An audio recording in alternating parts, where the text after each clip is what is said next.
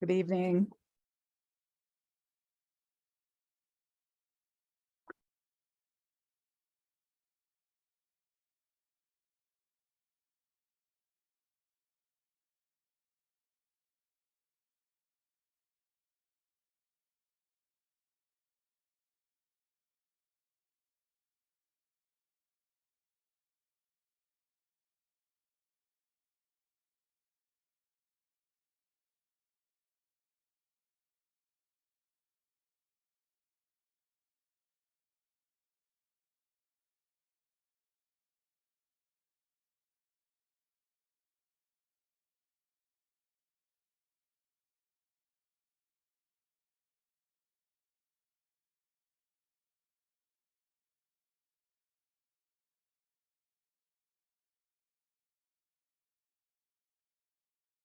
Mary.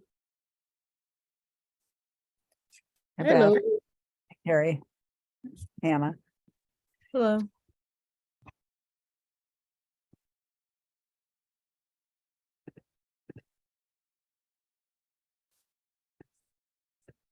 I'm trying to adjust my video settings here.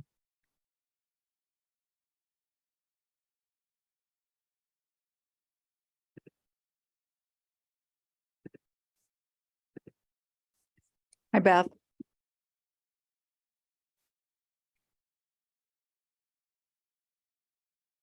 We have two Hannah Kowalskis. I think she uses two different devices, as I've noticed that the past few meetings. Yeah, I believe you are muted, Hannah. Sorry, for some reason my laptop doesn't want to connect to the camera, so there'll be two of me. I apologize. No problem.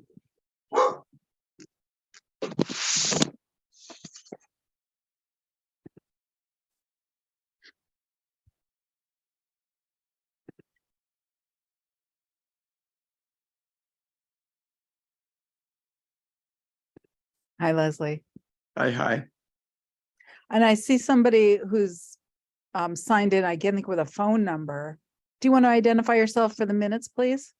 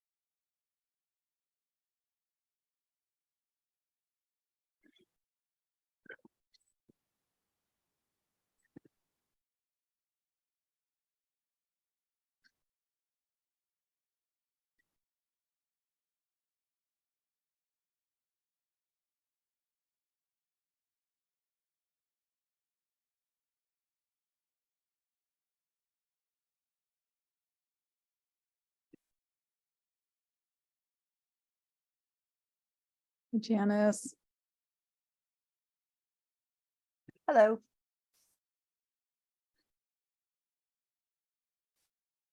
All right, I'll just wait a few more seconds and we'll call the meeting. All right, it's 7 o'clock. Let's do it. So I'm going to call to order the Shutesbury Conservation Commission meeting. For the recording, commissioners present are Mary David, Miriam DeFont, Robin Harrington, and Beth Wilson. And welcome all. Just for anybody who is here, who wants, and is coming for a later item, we're going to open at 8 o'clock, the public hearing for the ANRAD for Lot 032, but we are continuing it. And so there won't be any substantive discussion or review of materials tonight. We just got the updated maps today. So we will be scheduling the new public hearing for March 9th. And that will review the updated maps. Okay, so at 7 o'clock, we have the public hearing for an amended order of conditions for 86 Sand Hill Road, Dandelion Energy.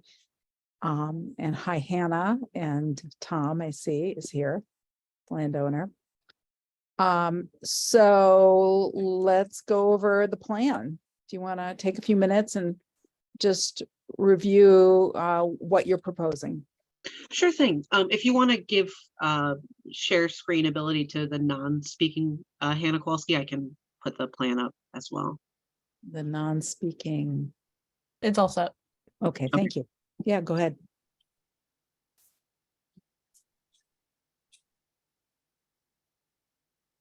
So a couple of things have changed since we last spoke about this job. One of the big ones being that we have more Kamakio drill rigs.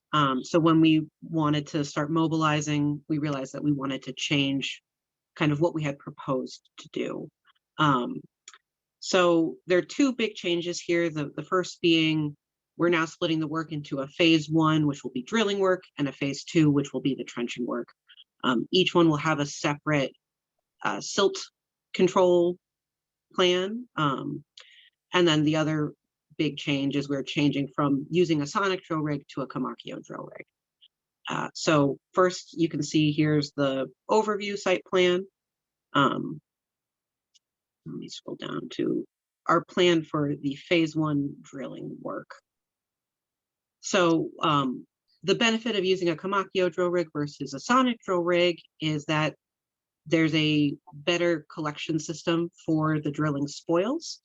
The plan is to have a metal container on site in front of the house that will collect both the drilling spoils water and silts. When that container fills up, we will then pump the water across the yard towards this proposed silt bag location. We'll fill up the silt bag with water. It will be allowed to slowly dewater over time. Once that bag is filled, we will tie that bag off, close it, and open a new silt bag. Those silt bags will be allowed to sit until we come back for the trenching phase of work, and at that point they would be picked up. The benefit of doing this is we end up with the metal container down here by the home, holding all of the silt materials, all of the solids from the cutting, and we return all of that groundwater back to the property and the land surrounding. By putting the silt bags up towards the north of the property, closer to the road, it allows us to remove them after the fact, from the road rather than having to go through the yard. And it allows the water to flow, back into the ground, but away from both wetlands on either side of the property. So that's the plan for phase 1. So is there is going to be a trenched silt fence around the drill site? We can put one in. The plan right now is just because of the way the Kamakio is set up. There's here, let me scroll to the engineer's letter. You can see here, this is what the Kamakio rig looks like. There's a diverter at the head, at the borehole head, that collects the cuttings. So the benefit of having the Kamakyo with that diverter is you don't need to put silt fence around the drill rig because there shouldn't be a silt overflow.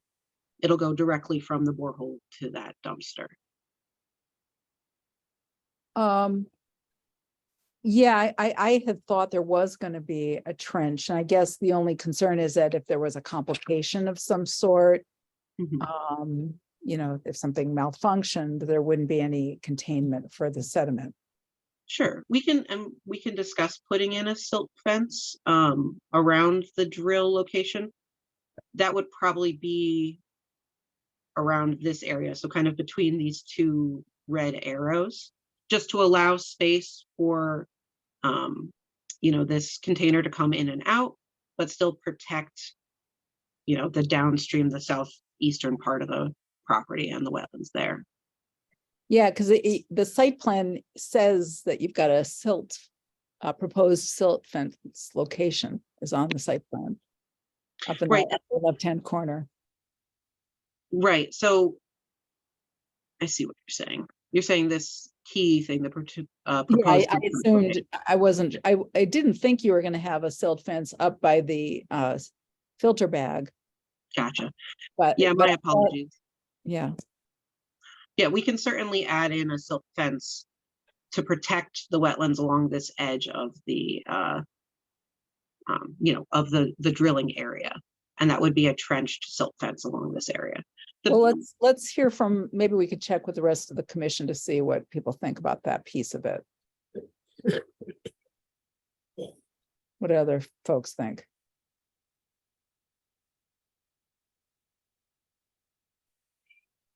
Beth, Robin. Yeah,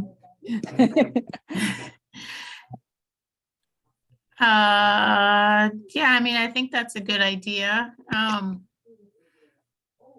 Yeah, I'm getting a little confused by the different lines also.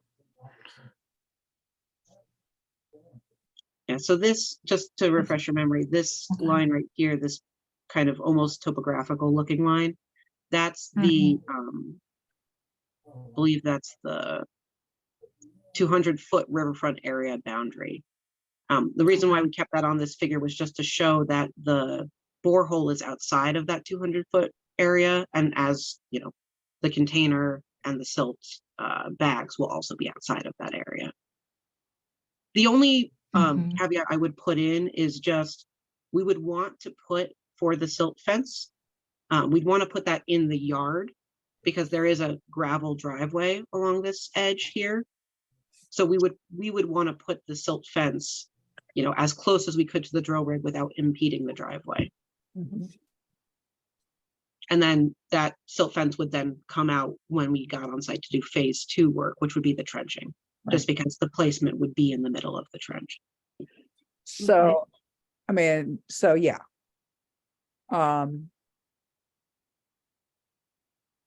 You know, the only question also is, you know, that whether it would want a silt fence capturing the I don't know what direction we're looking at, but you know, the if we're looking north, the west side, because it does slope down on that side of the house. Again, if there was any leakage. Mhm. So don't you're know. saying something kind of on this side of the. Yeah, I guess I had misunderstood this when I saw that kind of that rectangle. I thought that was a silt Mhm. fence or something. Because it looked like it was the color of the silt fence location. So Mhm. what do you think, commissioners? What do we want to do? So right now, around the borehole, there's no proposed erosion control. Right. I had thought the original plan had been, when we had the first hearing, was that there was going to be erosion controls, but then it was also when you were doing it all in one mobilization, you weren't breaking it down to 2 phases. Correct. And so the benefit of having it as one phase was that we put in, let me scroll to the next. So you can see here the phase 2, that kind of, you know, covers the extent of the trenching, but also protects as we slope to the southeast here that protects the wetlands from the borehole location. And So what that are was you the- doing for the area for the borehole when you're completed? What are you doing to stabilize that area to cover it? So the area of the borehole, when it's completed, when the Camarcio pulls off, it actually just leaves about, maybe 6 inches to a foot in diameter, a hole that size. And usually we don't need to stabilize it. It maintains itself without needing silt fencing or anything like that. I mean, do you seed it or is it gonna be lawn there? We would, when the work was done, we would seed it, but because we still have to trench from that hole to the actual, the trenching path, we usually leave it until the trench work is completed, and then we would do everything as a final, finishing up on the job site. You have a question from Janice? Yeah, Janice, you wanna? Yes, so I would say that, and I know when I looked at these before, it was very confusing. It's still confusing. Some of the colors are way too close. But when you just scroll down to the phase 2, and I think I saw the erosion and sediment control barrier, then why can't that be put in during phase 1? It didn't seem like it was going to be in the way of the boring or those metal spoils container. I think the issue was that the landowner didn't want to have it through the driveway for that long a period of time. Oh, and you can't tell where the driveway is on this No, plan. am I right about that? Is that Tom, you're there? Go ahead, Tom.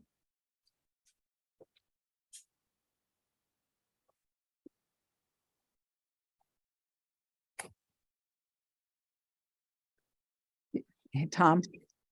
Oh, we can't hear you. Okay. Was that your understanding, Hannah, that it was because of the driveway issue? Yes, and then the other issue with having the metal spoils container is we need to have space to move, equipment on and off site to load and unload that. So having that much silt fence in place would make it more difficult to move that container in and on. Right. Or on and off the So, property. so putting an erosion control, you'd have to have it far enough away so you can get your equipment to those 2 locations where the borehole and the spoils container are gonna go. Correct. And that would be, if we were to put silt fence around the drill rig, that's why I'm saying we would want it to be on the grass part of the lawn rather than the driveway, because we still need to get, in and out with that container. Yeah. What Okay, if, Tom, let me just Oh. see, because Tom, do you want to say something? You still have your hand raised. Yeah, can you hear me now? Yes. Okay, I wanted to point out that the borehole is in the dog leg of my driveway. It's in the driveway, so it's already gravel, so it won't be Oh. seeded. There isn't any issue about doing anything to the borehole. Okay, thank you. And Janice and then Beth. Yeah. Okay, my only question was, and maybe you're going to get to this, is the timetable. How much time between the boring and the trenching, and what season is that going to be? That's all. So usually it's about a month between drilling and trenching, just logistically making sure we have enough time. We can try and bump that up and make that time period smaller, but usually within a month, we don't see enough erosion or movement or borehole collapse that we need to make that time shorter. The trenching itself will take about 3 days, most likely. The biggest delay is just that period in between drilling and trenching. But is it going to start soon, or what's your timetable for when this is going to take place? So that it could be soon. I know that Tom is interested in starting sooner rather than later. Because of the slope of the property, we're would be a little bit weather dependent, especially with a big metal container. We wouldn't want to go down the driveway when there was a lot of ice. The preference is to do this sooner rather than later, but again, weather dependent.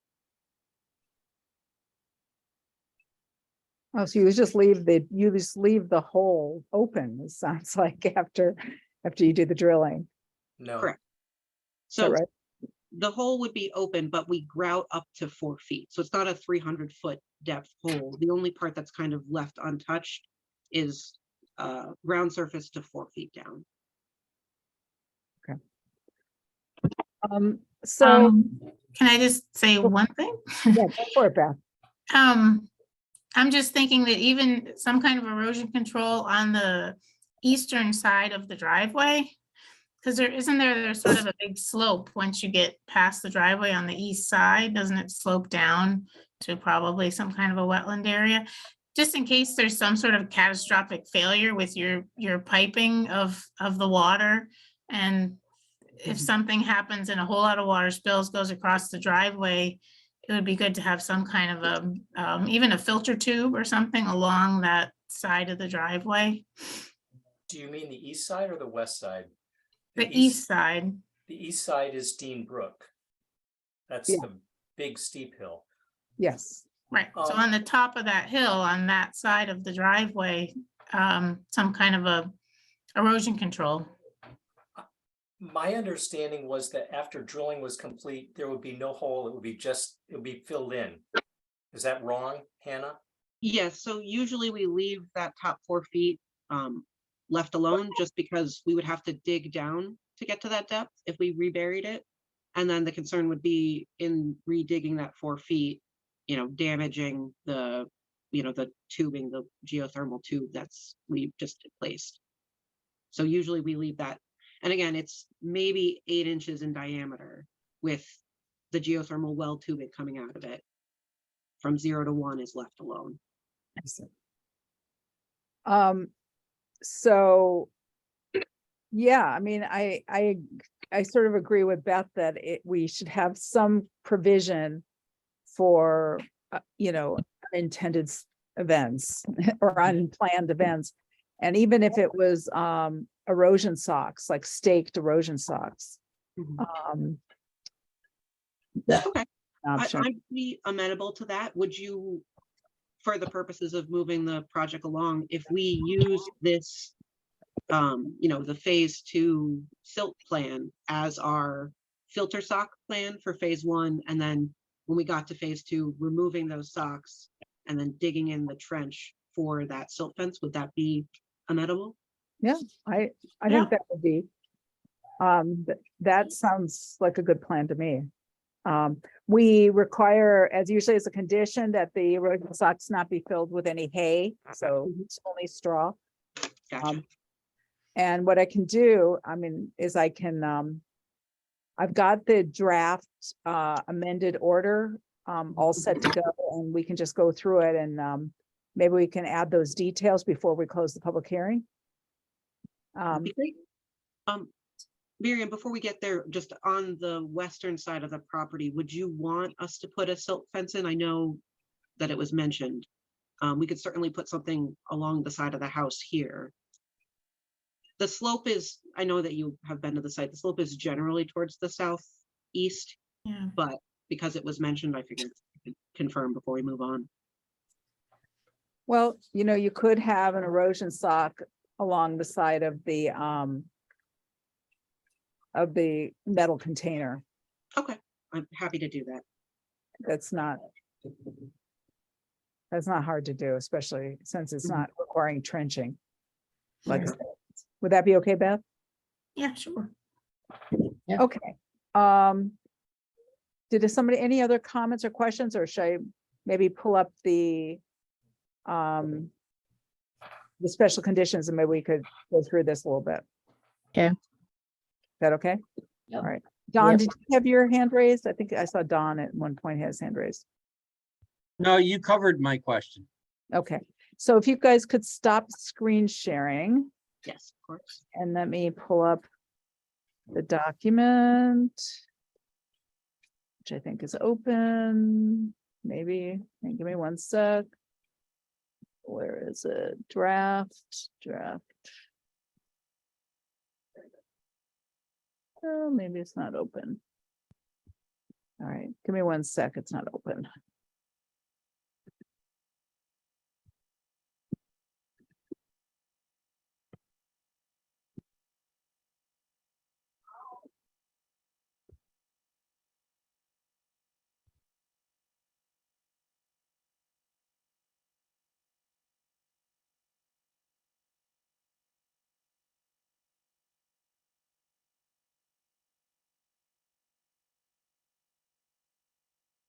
Okay, now it's open and drafted amended order of condition. Okay, so for the most part, this is, can everybody see this? Yes. It's the same permit. I've just made a couple changes. So I'll go down to number 2 and correct me if I have this wrong, okay? Can you make it a little bigger? Yes, I can do that. People can read that? Yes. Okay, so the project includes installing 1 deep borehole and a trench conduit connecting the well to the house for a ground source energy system. The well is to be drilled with a Kamakio drill rig and sealed with grout. A trench approximately 2 to 4 feet deep and 2 feet wide will be dug to connect the well to the house foundation. A 60-foot trench is proposed. The trench is to be filled with excavated material and drilling spoils, returning site to the pre-existing grade. Trench silt fences. Here's where we would be changing this. So we would say staked erosion socks.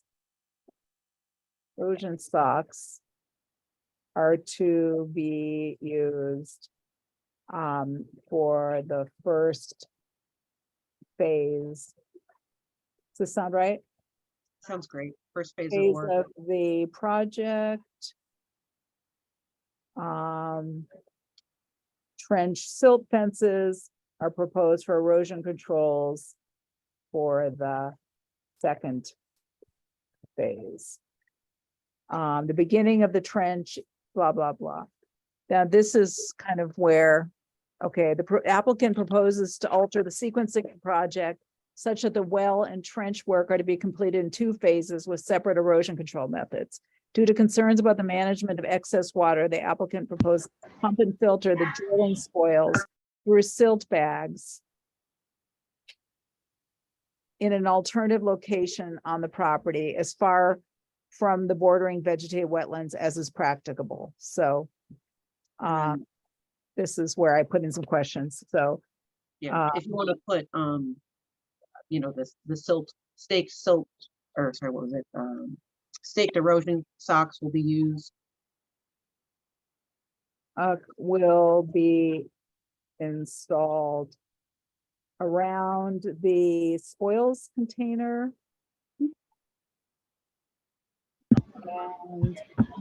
along somebody who's got making noise, put themselves on mute, and along the downhill side of the drill site. That works. Okay. That work for everybody else? Yes. All right, to get rid of the red. All right, and the bold face. All right, well, I don't want the bold face. All right, then. This was the question I wanted to clarify. Upon completion of each phase, disturbed soils outside of the gravel driveway shall be stabilized with a 2-inch layer of wood chips. That's what we had talked about. I know that most of this work is not going to really be impact since it's in the driveway. It's not relevant, but Yeah, I would definitely say after phase 2, we will absolutely use the wood chips. Tom, if the drilling is on that dog leg of your driveway, we probably won't have any wood chips after the first phase, but that's fine. all right, so that's, yeah, it says outside. So then everything else is pretty much the same. I revised the site plan information. And then I added this language. The commission finds that the proposed changes to the project design and sequencing are at least as protective of the interests of the Wetlands Protection Act and the bylaw as the originally permitted work. Does that make sense? I think we need to say that, right? It's okay. Is that okay, Janice, Mary, Beth? Yeah, Yep. All right, and then moving into the conditions, I didn't change any of this. I don't know that we talked about erosion socks in here. Not initially, but So usually what we say is there's a condition in here about erosion controls. Nope, I guess we didn't put it in here. So, Go down a little further.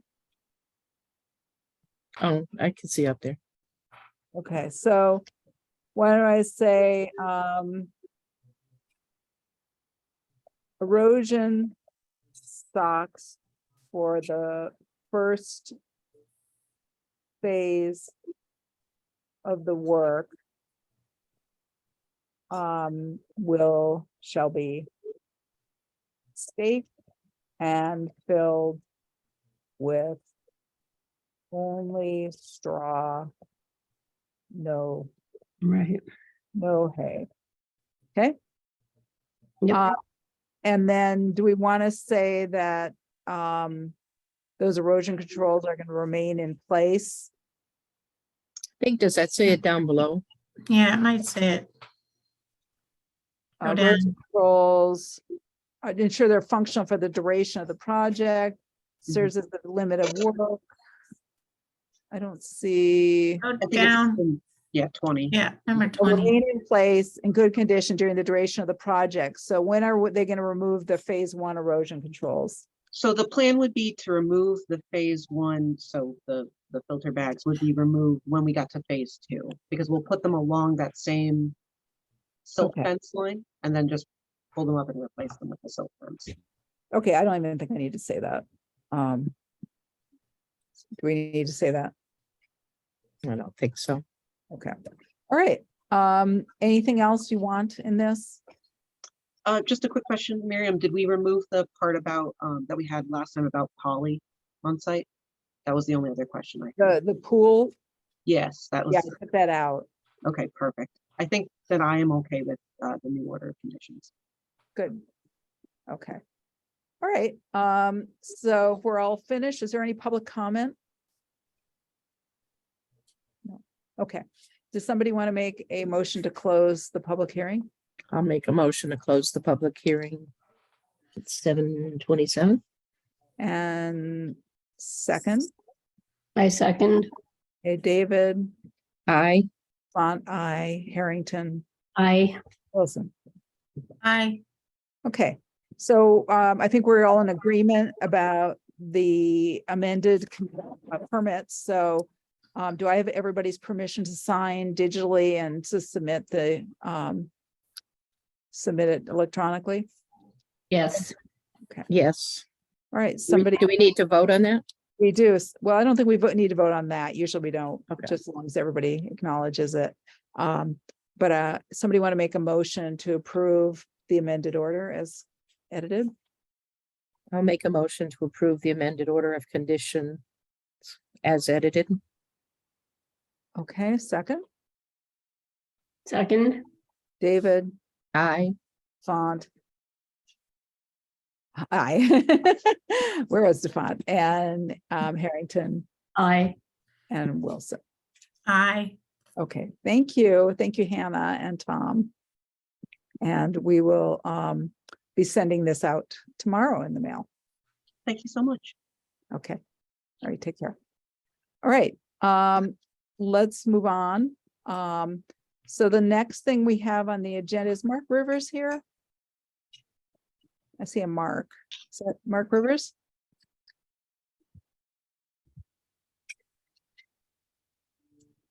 I don't see. Yep, that's me. That's me. Hi, Mark. Okay, so it's 7:30. So we have on the agenda the extension request for the order of conditions for the Lake Wyola drawdown permit. And so what I'd like to do is review that request so we can rule on it. And maybe what we should do to start is if you could just take 5 minutes and kind of give us kind of an overview of the permit and kind of the history of this permit. Oh, okay. I'm not sure where to start. We have been lowering the lake about 2 feet in the wintertime for I think the past 50 years or so primarily to prevent damage to the earthen dam caused by ice. In about 2018, we realized that we didn't have the right permits to do that. Mark Stinson participated in a Concom meeting and noted that we really had to file the right permits to do that. So at that time we did. We received the permit we received an extension on 2018 and 2000 because we didn't have a wildlife habitat evaluation at the time. And that was obtained on the 2019, and then then we received a 5-year permit to lower the lake. And so now that's now that we've come to the end of that, and we'd like to continue that practice and do whatever is necessary to be in compliance. Thank you. So just to clarify, they didn't receive an extension. The permit was issued for 5 years in 2018. But the permit required the town to come back in 2019 with a wildlife evaluation. Yeah, that's correct. So it wasn't that it was extended, because it was originally a 5-year permit. So the permit expires like in October of this year, October 17th, I think. So we've had lots of discussion back and forth. Mark and I have been talking a number of times, and I've had conversations with some state officials, and I spoke with Becky Torres about it this week as well. So what we need to do tonight is this request has been submitted. And the question came up whether Mark was authorized to submit it by the town. And I'm not sure if that's true or not. Were you authorized, Mark? I think so, because I worked with the town, with the DEP and with Concom at the time. And, the Board of Selectmen knew exactly what was going on. So I think I was authorized. I think we were authorized at the time to do it. To do the authorization for the request to extend the permit, though, this time around. Oh yeah. Did the select board approve this request? No, they did. No, we were just going along on the assumption that we had the authority to do it. Okay. So So there's two questions we have to figure out tonight. One is this request actionable, given that issue? And if it's not, then we would ask you to withdraw it. And then it would be up to the town to decide how it wants to proceed. If we decide it is actionable, then we have to decide tonight, I think, how we want to proceed. Just to review kind of what you do with an extension request, it is, the right of the applicant to request an extension. But it's not an automatic process, and it's up to the commission to decide, does the existing permit as it's written still protect the interests of the Wetland Protection Act and the bylaw sufficiently that we feel confident that we can extend the permit. If there is information that has come up in the interim period that needs to be reviewed, then we would not, or if we feel that it's unclear that the conditions are adequately protective, then we would have to deny that request. And then it would be up to the town to either submit a new notice of intent or submit a request to amend the order of conditions. And what was shared with me from DEPs and from Natural Heritage is that Lake Wyola has become mapped as priority habitat for a rare species since 2018. So when this permit was initially submitted in 2018, it was not mapped as priority habitat. And so the town had no obligation to give a notification to Natural Heritage and Endangered Species Program. Now, in 2023, it is mapped. So any new notices of intent have to go to Natural Heritage for review and for the Endangered Species Program review.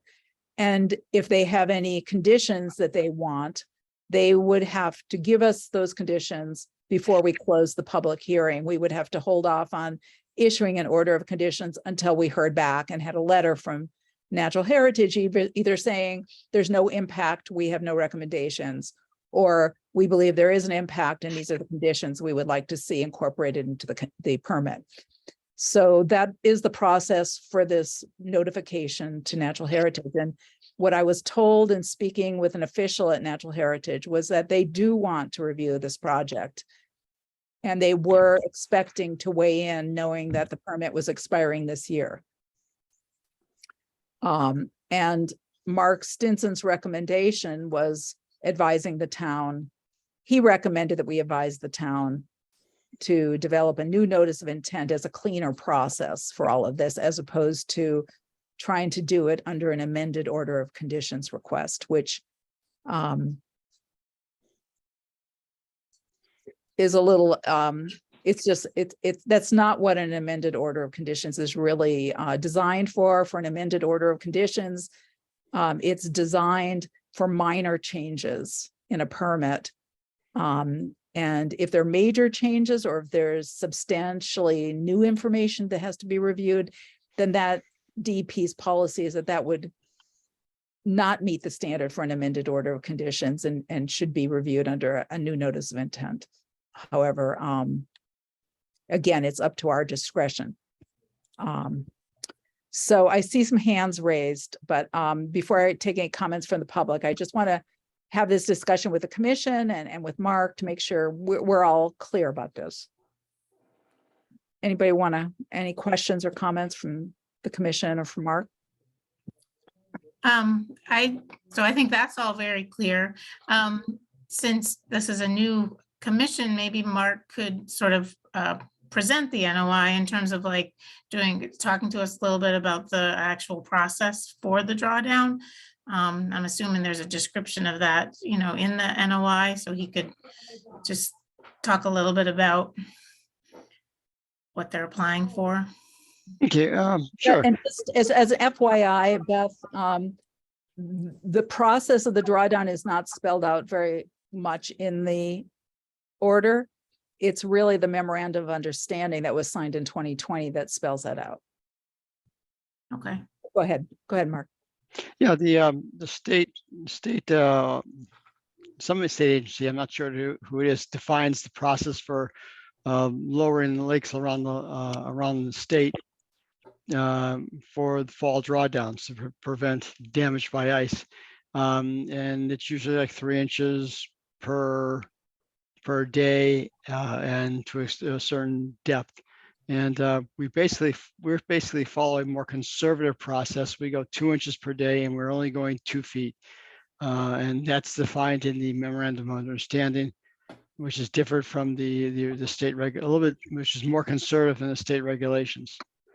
It's designed to start November 1st around the state. However, we have the discretion in the MOU to start a little bit earlier with Conservation Commission's approval if there was a feeling that ice would form on the lake before we had a chance to draw it down completely to the 2 foot level. Given the warming climate, I don't think that's ever going to be an issue. So basically we start lowering the lake on November 1st, and we have been notifying Concom via a voice message, but Miriam has requested that we change that to a email, which I think everyone's comfortable with. And it's really kind of a simple process. And then when the ice is off the lake, we raise it back up. Have there been any falls where it began before November 1st since the permit was issued? Never. Okay. Yeah, there was a belief that the current state regulations are kind of designed for eastern lakes, which it's a little bit warmer out there. And so because we're colder, there was a belief that the wild could freeze earlier, and you want to get the lake drawn down slowly, but before the freeze occurs. And but we've never had the situation where where we had to start early. And Mark, you've been collecting some water sampling as part of the MOU. Do you want to talk about that? Yeah, well, it started about 20 years ago. There was a question about the cleanliness of the lake. And so Bill Elliott developed a protocol, where we do measurements on the column of the lake water. We measure every meter. We measure pH, oxygen content, conductivity, temperature. So we do second dish measurements for clarity. And he started that about 20 years ago, and we have been continuing that for the past 20 years. And so with that, and that data is on the LWAC website right now. Mhm. And I noticed that you're collecting dissolved O2 in the summer months. Do you ever collect it after the drawdown, like in early spring? No, we don't, because nobody really has boats to get into the water. We can't wait till the boats are in the water, and that's when we start collecting it. Okay. Yeah, no one's comfortable going out in the canoe with the test equipment, I think. So, so is this clear kind of what, I threw out a bunch of information about regulations, and I just want to make sure everybody's really clear about it. Because the process for amending, there's the two issues. One is, can we extend it? And if we can't extend it, can we amend it? And the process for an amendment is really not supposed to be for very substantive changes. And just to give you an example, we just did an amended order of conditions public hearing earlier tonight where, it was just some very minor changes around erosion controls, but it wasn't a major change in the project or in the conditions. We just tweaked the conditions. We weren't rewriting them. I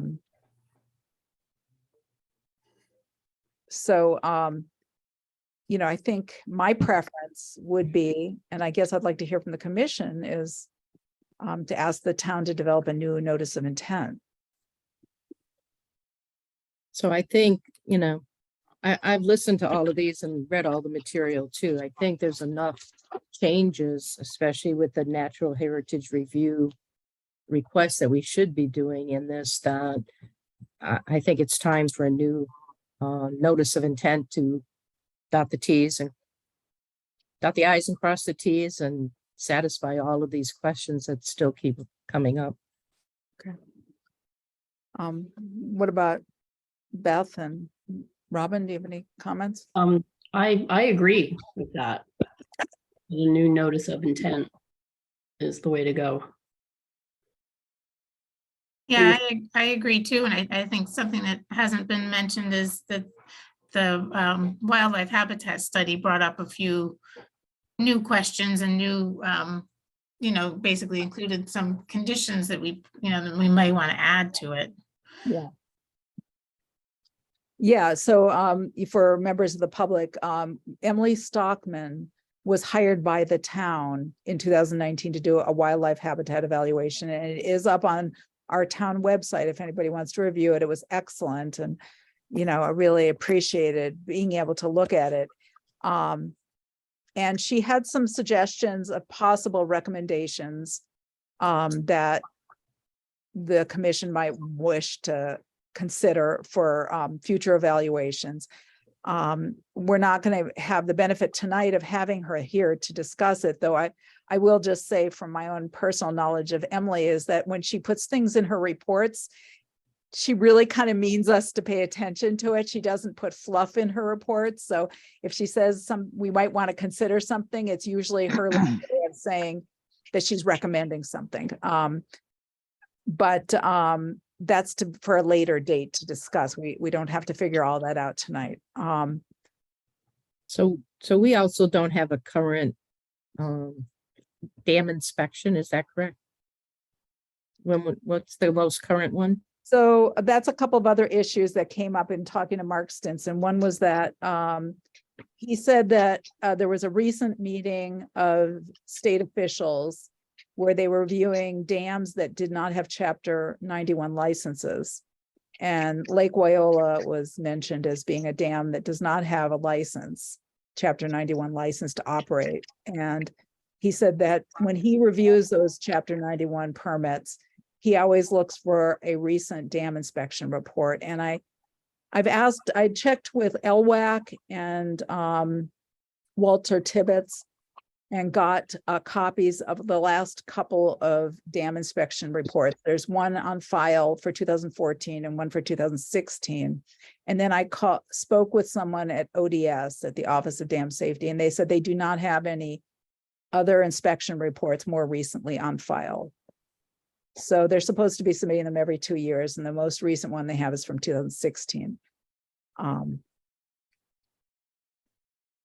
why is that relevant for us? We don't oversee dam safety inspections, but one of the points that Mark Stinson made is that it's really important for the town to be able to spell out the regulatory pathway that it's relying upon in requesting a permit. So if they're requesting a permit, for example, for ice protection of infrastructure from ice, they need to give us some information about what those risks or hazards are.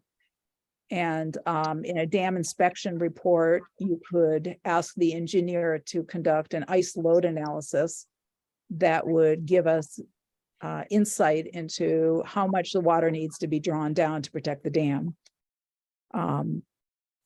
So that's how that would be relevant for us. I'm seeing lots of hands raised. So let's see, I think I saw Tracy, and then I saw Eric Stalker, and then maybe Terry Smith, and then Rob Kibler. Go ahead, Tracy. Hi. Yes. I guess I'm a little bit confused as to why. So is LWAC applying for the permit? Because my understanding, and I have it in front of me that I got from Becky Torres about a year ago, in regards to the function of LWAC, and the function is supposed to be to advise the select board in town in order to preserve, maintain, and enhance recreational use, plan for continued quality maintenance, address through education and other means septic disposal, and provide a plan for road maintenance. So it's supposed to be a board that advises. I'm a little confused as to why they are the ones applying for the permit.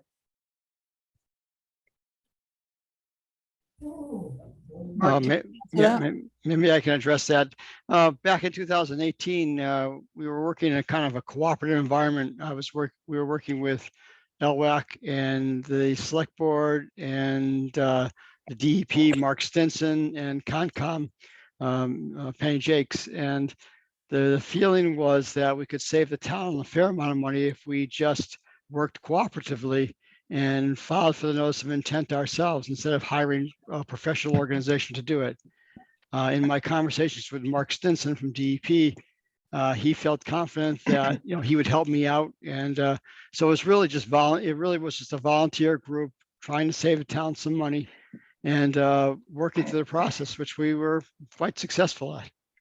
But and at that time, so we were in effect, the LWAC was representing the town. Although if you look at all the paperwork, it doesn't say LWAC, it says Town Shutesbury.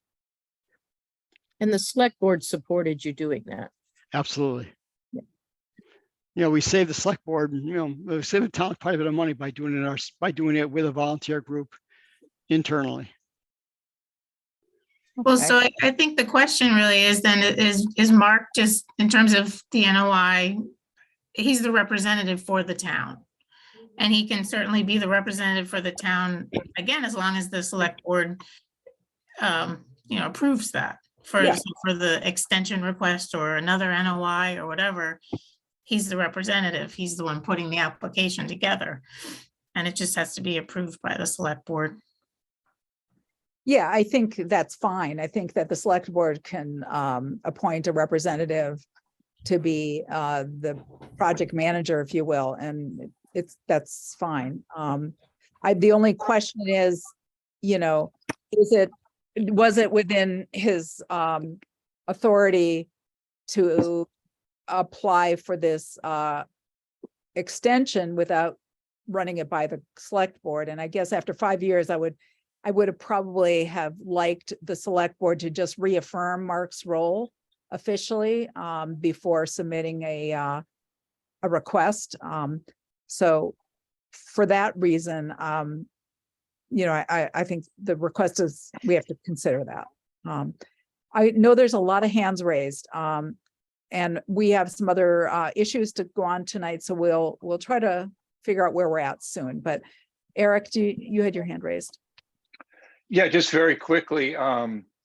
I would think that, thank you. I think Mark, first of all, I think it's great that Mark did it before, and that's like the cooperative your attitude of people working and saving the town money is, I'm big in favor of that. It does seem like really all we have to do is get this in front of the select board and say, we would like to appoint Mark to do it. And then it officially sort of says, Mark's the guy. That's my view, is that the select board hasn't even looked at this, and that we really are the body that legally is in charge of the lake. So it seems to me that we should legally sort of appoint Mark to do it. The other point I'd make is when you start talking about engineers doing ice load analyses and all this stuff, this is Lake Wyola. I don't know, we've been doing this for 50 years. At some point, like, that's not free ice load analysis. Some engineers are not going to do that because they're nice people. Then I don't think the town has to spend that kind of money. I don't think what we've been doing is it's less than we could have done. It's sort of been done conservatively. It's been done consistently. And I don't know. I think that you don't want to get caught dotting I's and crossing T's too much. Not that they shouldn't be done, not that shouldn't be done at some level, but that's all. It just seems to me there's a possibility we're getting there with this. But I think in the meantime, we should get on the next select board agenda and appoint Mark to sort of be the point person. Okay, Terry Smith.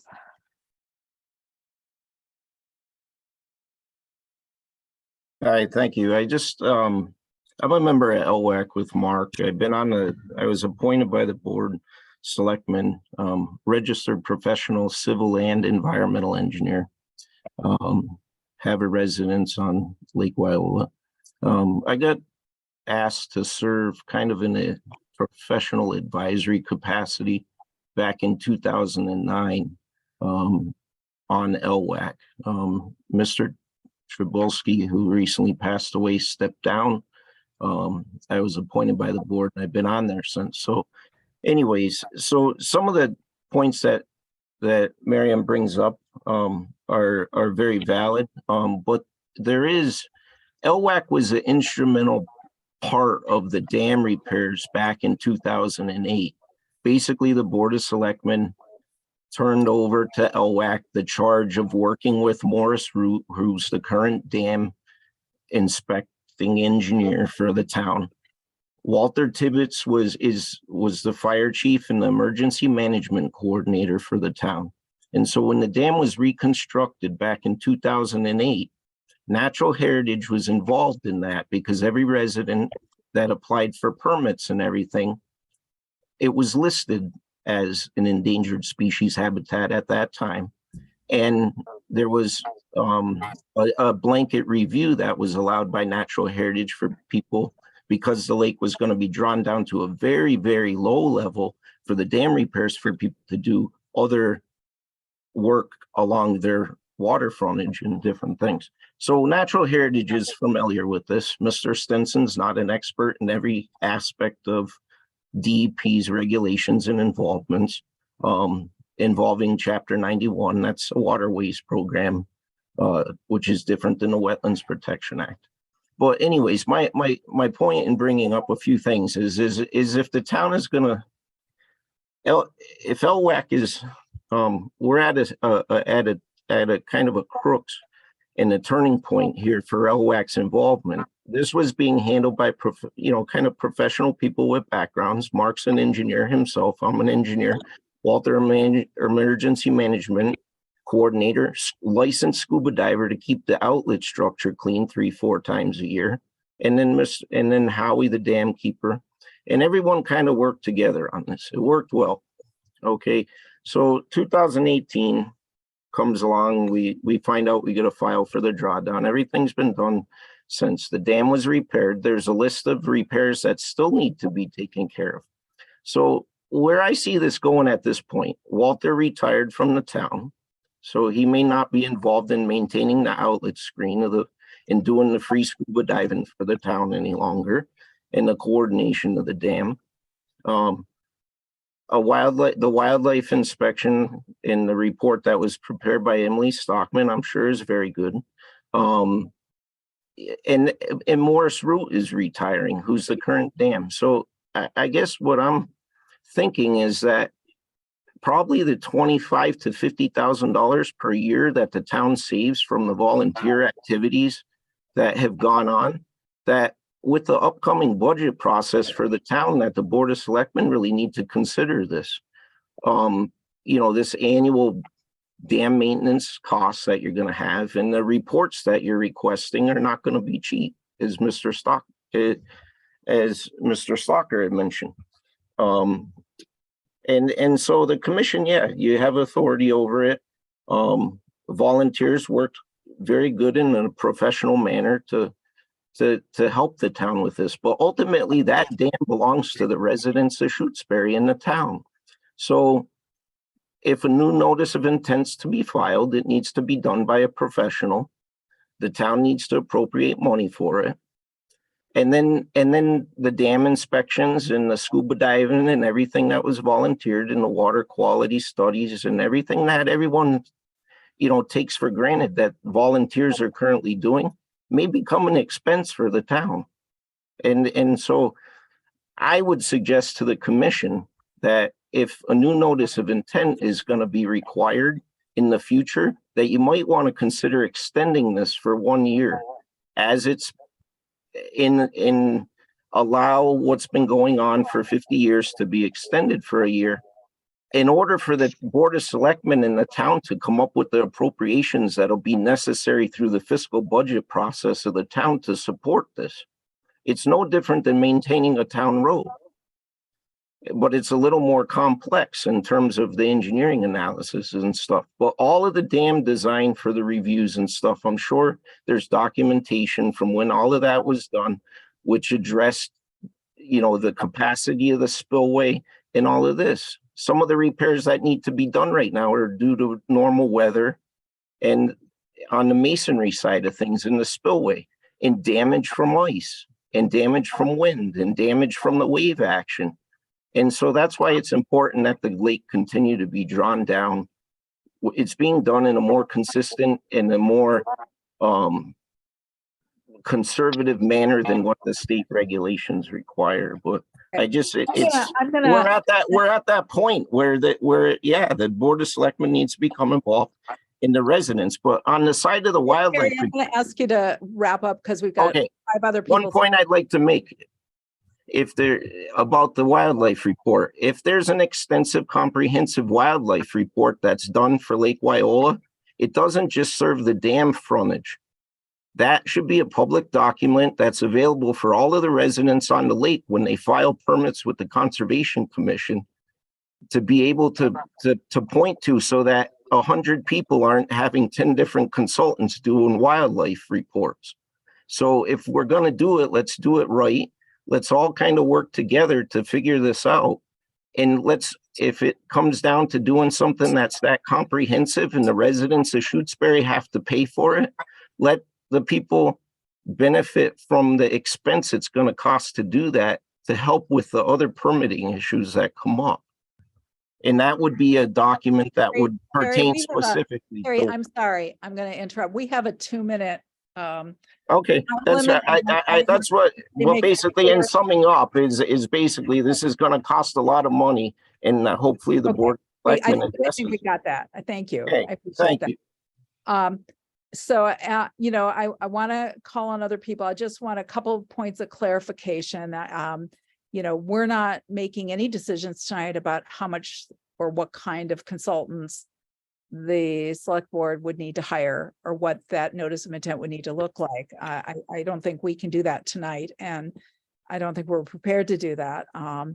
And nor are we, I think, saying that we don't want to encourage volunteerism and for people to find cost-effective ways to do things. I think that one of the benefits of doing the permit over again is to make sure it's done properly so that in future years, it can be extended and renewed without requiring a new notice of intent.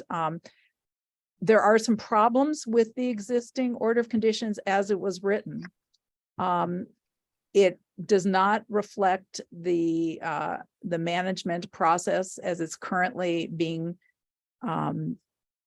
put in place or implemented, because it was issued before the memorandum of understanding was developed. And one thing I just want to point out, which is I've clarified with Mark Stinson, is the permit says that the town is allowed to do the fall 2023 lowering. And I just want to be clear that the permit expires on October 17th. So any lowering after October 17th, 2023 is not permitted at this point.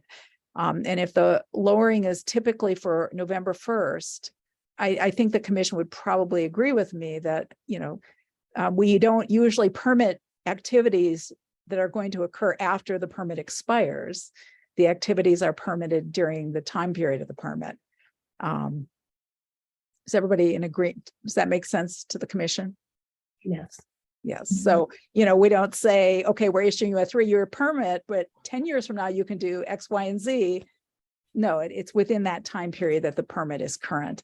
I did the natural heritage official that I spoke to was Misty Ann Merrill, who was the natural heritage official who oversaw the and commented on the 2008 drawdown. So she's very familiar with Lake Wyola and with the dam because she did that review. And she said that she expects to be able to review any new permits and that natural heritage might include additional conditions that we did not incorporate in the last permit. And again, the question I have that I don't have an answer for is, you know, obviously one option would be if the town is unable to develop a notice of intent is to give them a short-term extension, let's say for one lowering season with the expectation that it expires in the spring, for example. But I don't know if we can do that again, because the conditions don't reflect actual practice. It might be that we need, and if we were going to do that, we might need to ask the town to submit a request to amend so we could bring the conditions into alignment with current practice and then extend that for one season. And perhaps that would be a solution. I don't know if I've lost everybody with all of that. Does that make sense? No, no. It's not clear. Commissioners, did I lose you guys? No, it's clear. Okay. I just want to hear some more, finish up the comments. Right. So again, the existing order of conditions is problematic because it doesn't even include what is actually being done. The memorandum of understanding is not in the order of conditions. So if we wanted to fix that, perhaps we could fix it as a short-term solution. I don't know. It would something with the commission would have to think about. I'm trying to be creative here and stay within the lines at the same time because we want to work with the town and find a solution. Okay, lots of people hands raised, and I would like to wrap this up because it's 8 o'clock. So if you could just everybody try to keep your comments on topic and succinct. Tom Sievert. I think Mr. Keeper is before me. Is that okay? Rob Kibler. Yeah, thank you. I will be brief. Thanks, Tom. First, I think the dam is technically a rock dam, not an earthen dam, and the regulations may be different. Secondly, on the rate of drawdown, the last dam project I worked on with a lake drawdown, the maximum drawdown was not in inches per day. The maximum drawdown was in cubic feet per second discharge per mile, per square mile of drainage area. So if you had a catchment area of 10 square miles, that would allow you to discharge twice as much as if you had a catchment area of 5 square miles. So that should be investigated to see how much drawdown we actually would be allowed. Third thing, I understand that people don't like paying for engineers because engineers don't give you anything tangible. But who decided that 2 feet is still enough? I heard multiple people say, well, the dam isn't as strong as it used to be. Well, maybe we need to draw it down 3 feet or 4 feet or 5 feet. Without an engineering analysis, you're shooting in the dark. And last point, if dam safety is an issue that is affected by winter lake level, I would expect that to be in the last several dam reports. So I'm curious as to what the content of the last several dam reports are in regard to the safety from ice loading. Thank you. All right, Tom. Thanks. I wanted to say definitely thank you to the commission for paying so much attention to this, and also to people who put in that application in 2018 to get the drawdown that's happening now, for all of the effort they put into this. People have been saying a few slightly opposing things about money and time and professionals and volunteers and doing it right, crossing T's and dotting I's.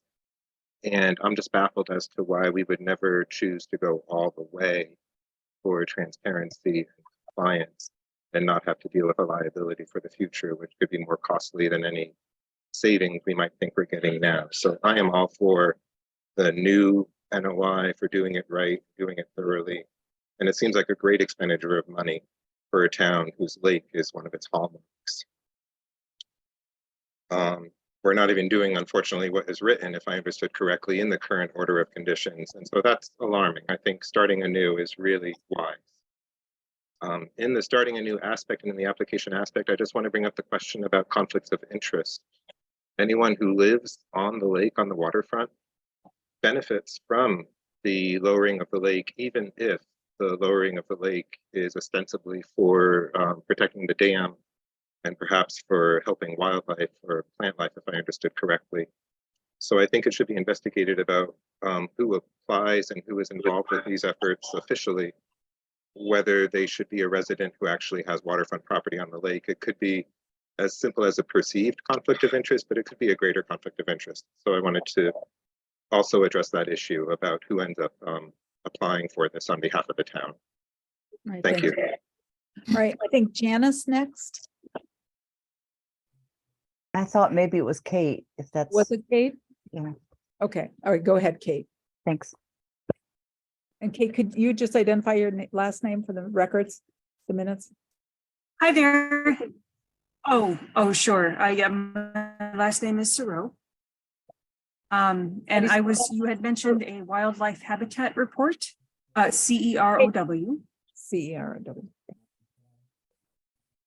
Yeah. Thank you. Did you get good? Thank you. You're welcome. And I was just wondering, I was looking on the website on the Concom page, and I couldn't find that report. I was wondering where one might find So that. if you go to our homepage, there are different. By Emily. Yes, it's, if you look, there's different tabs, and there's a tab that says, I don't know, projects under current review or something, or active projects under review. And there's a whole bunch of links for different documents, and the drawdown is in there, the original permit, notice of intent, and the wildlife habitat evaluation, and the memorandum of understanding. So all of that is up there. So that's the report from 4 years ago, from 2019. Yes. Okay, so from 4 years You ago. can't find Wow. it. Okay. Send an email Thank to you the very much. Thanks. And they don't know any, oh wow. I'm sorry, what? No salamander habitats in there. Okay, interesting. Okay, thank you very much. Thank you. They don't note any salamander habitats in there, which I find quite interesting.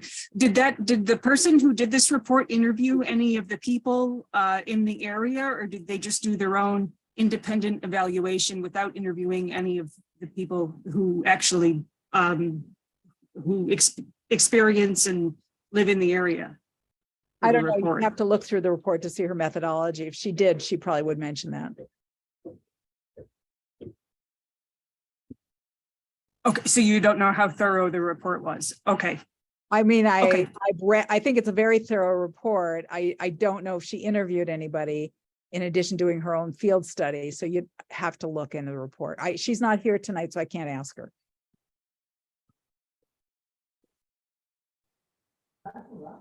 Okay.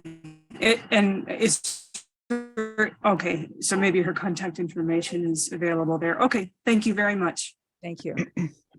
All right, Janice. Okay, so I'll be quick. I don't quite agree with this. Oh, we've been doing the same thing for 50 years, because I was on the Shutesbury Concom in the 80s and some of the 90s, and chair of the commission for a number of those years. And at that point, we did a few of those drawdowns. First, it was primarily originally for invasive species control, until volunteers did some of that survey work and found out that there weren't really invasive species in terms of weeds, the type of weeds in there. And then it became landowner shoreline erosion, you know, from ice, which is understandable, and or else for dam repairs. But the ice on the dam was never mentioned during the time that I was on the Concom and we were doing lake lowerings. Okay, thank you. Leslie. Majonic. Leslie. You're muted, Leslie. You have your hand raised and you're muted. Sorry, I always get this wrong. A couple quick comments. The fact of the matter is the circumstances have changed dramatically since 2018. Emily Stockman's report, which was required by the CONSCOM in 2019, was finally completed, 64 pages, Kate. And there's several recommendations in that report that the Conservation Commission had asked for, but were never formally incorporated into that order of conditions. The second thing is the situation is very different in that the area is now designated as priority habitat. And what that means is that there's a formal natural heritage component to the review. It's silly to me to think that you just do a request for an extension of the previous order of conditions, which was in fact incomplete.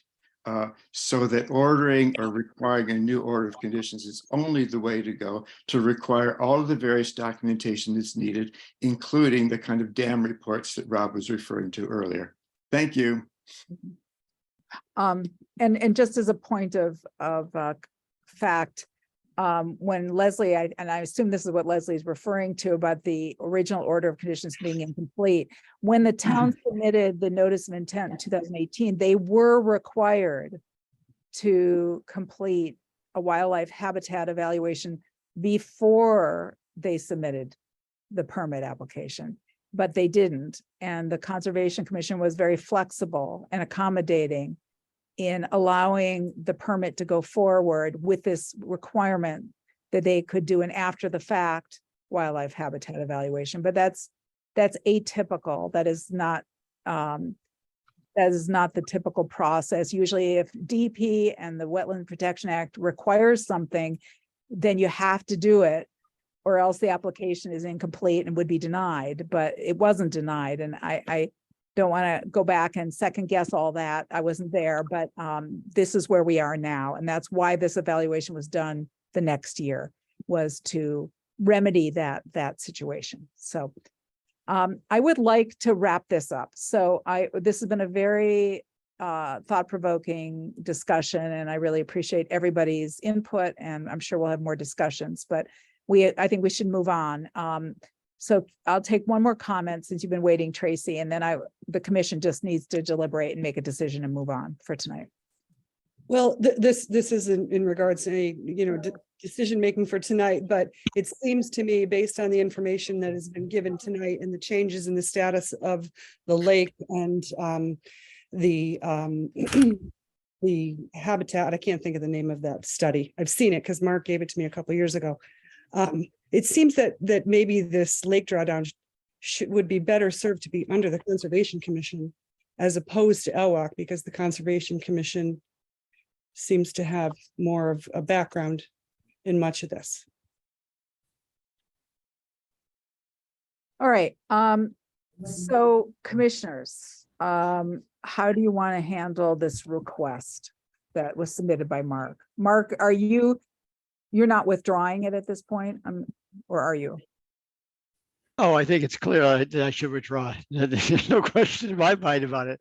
Okay. And I think it should go to the select board needs to refile that. And I think if the Concom would give the select board guidance as to what their expectations are in advance, that would be really helpful for them, although that's not a requirement. But no, I think it's clear that we need to redo this. Okay, thank you. All right, so we don't have to rule on that. We'll accept that it's withdrawn. I mean, maybe we could have a little conversation since you're here, Mark, and Eric is here. I mean, I think that a new notice of intent needs to be submitted. And I think the town needs to be clear about what its regulatory pathway is. What is your rationale for the permit? You know, if it is for ice damage, we need some information about that. If it's for invasive species management, we need some information about that. You know, when you submit a request or a permit application, you have to kind of explain the necessity of the activity, especially if it's altering a resource area. So you do have to answer that question. That's kind of fundamental to a notice of intent, is explaining why you're requesting it and what why it's both economically necessary and logistically necessary. So that's the one thing I think we probably all would agree on. The question about what does a notice of intent need to look like and what kind of evaluations need to be done, you know, I think that's a larger question. I mean, I think, you know, I shared with the commission, and I may have shared it with the select board as well, some examples of some notices of intent that were conducted by or developed by consulting firms, just to give you know, an idea of what some of these things look like. What I'm not saying, I didn't share it saying it that's what we're looking for. I just wanted to give everybody kind of an idea. It was helpful to me to sort of see what are some of the questions we might want to ask and what are some of the data we might want to look at. I think what I've heard a lot about in discussions about the lake is that there's been a lot of runoff and a lot of siltation in the lake. I've heard discussion about the need for parts of the lake to be dredged. And so one of my questions is, when was the last bathymetry survey done? And so that we can really understand how much gets exposed, how much land gets exposed during the drawdown, how many square feet of impact there is. And has that changed in 5 years with runoff into the lake and some areas getting silted up? Is it is what the information from past bathymetry surveys still accurate? I don't have an answer to that. It's just a question, given what I've heard people saying about the lake. Because when we issue a permit, we need to specify the impact. We need to specify the square feet of impact. And so we need to know that. And if it's changed in the last 5 years, we'd need some information that it's changed. Even if we do even if we issue a permit with exactly the same conditions, we still have to put in the permit what the square feet of impact is. The other thing I'm thinking about with a notice of intent would be that the original notice of intent only checked off land underwater, I believe, as being the impacted resource area. And I'd like to see, and I know this is kind of maybe a quibbly thing that is maybe this is gonna make everybody roll their eyes and say this is trivial, but there were other resource areas like bank and buffer zone and bordering vegetated wetland, which also are affected by the drawdown. And it seems like those should be checked off in a new permit. Any Beth, and maybe I see hands raised, but I kind of just want to hear maybe from Robin and Mary, maybe from our consultants, Don and Janice, if you have any other thoughts. Not other thoughts, but I do agree. There needs to be a new submittal of NOI with addressing all of these issues. Yeah, I think a little more information on the process. I know we've been doing it for 50 years a certain way, but as somebody who commented said that it's often at other lakes that are drawn down, it's often measured in was it cubic feet per second of the flow instead of inches going, so I guess I would look for some standards from other towns who have filed notices of intent, or even other towns that do annual drawdowns of lakes, and I think there's probably some state standards too, which I don't know about, but I guess in the notice of intent, if things like that could be referred to, this is based on the state standard, or some kind of study or something that would be helpful. There is a lot of information in the state standards. There's a document I shared with everybody on lake management from DEP that has some of those standards, Beth. Yeah, but all that should be, in the NOI and referred to and that kind of thing. I guess if we're throwing out things that we'd like to see in the notice of intent, that's what I'd like to see.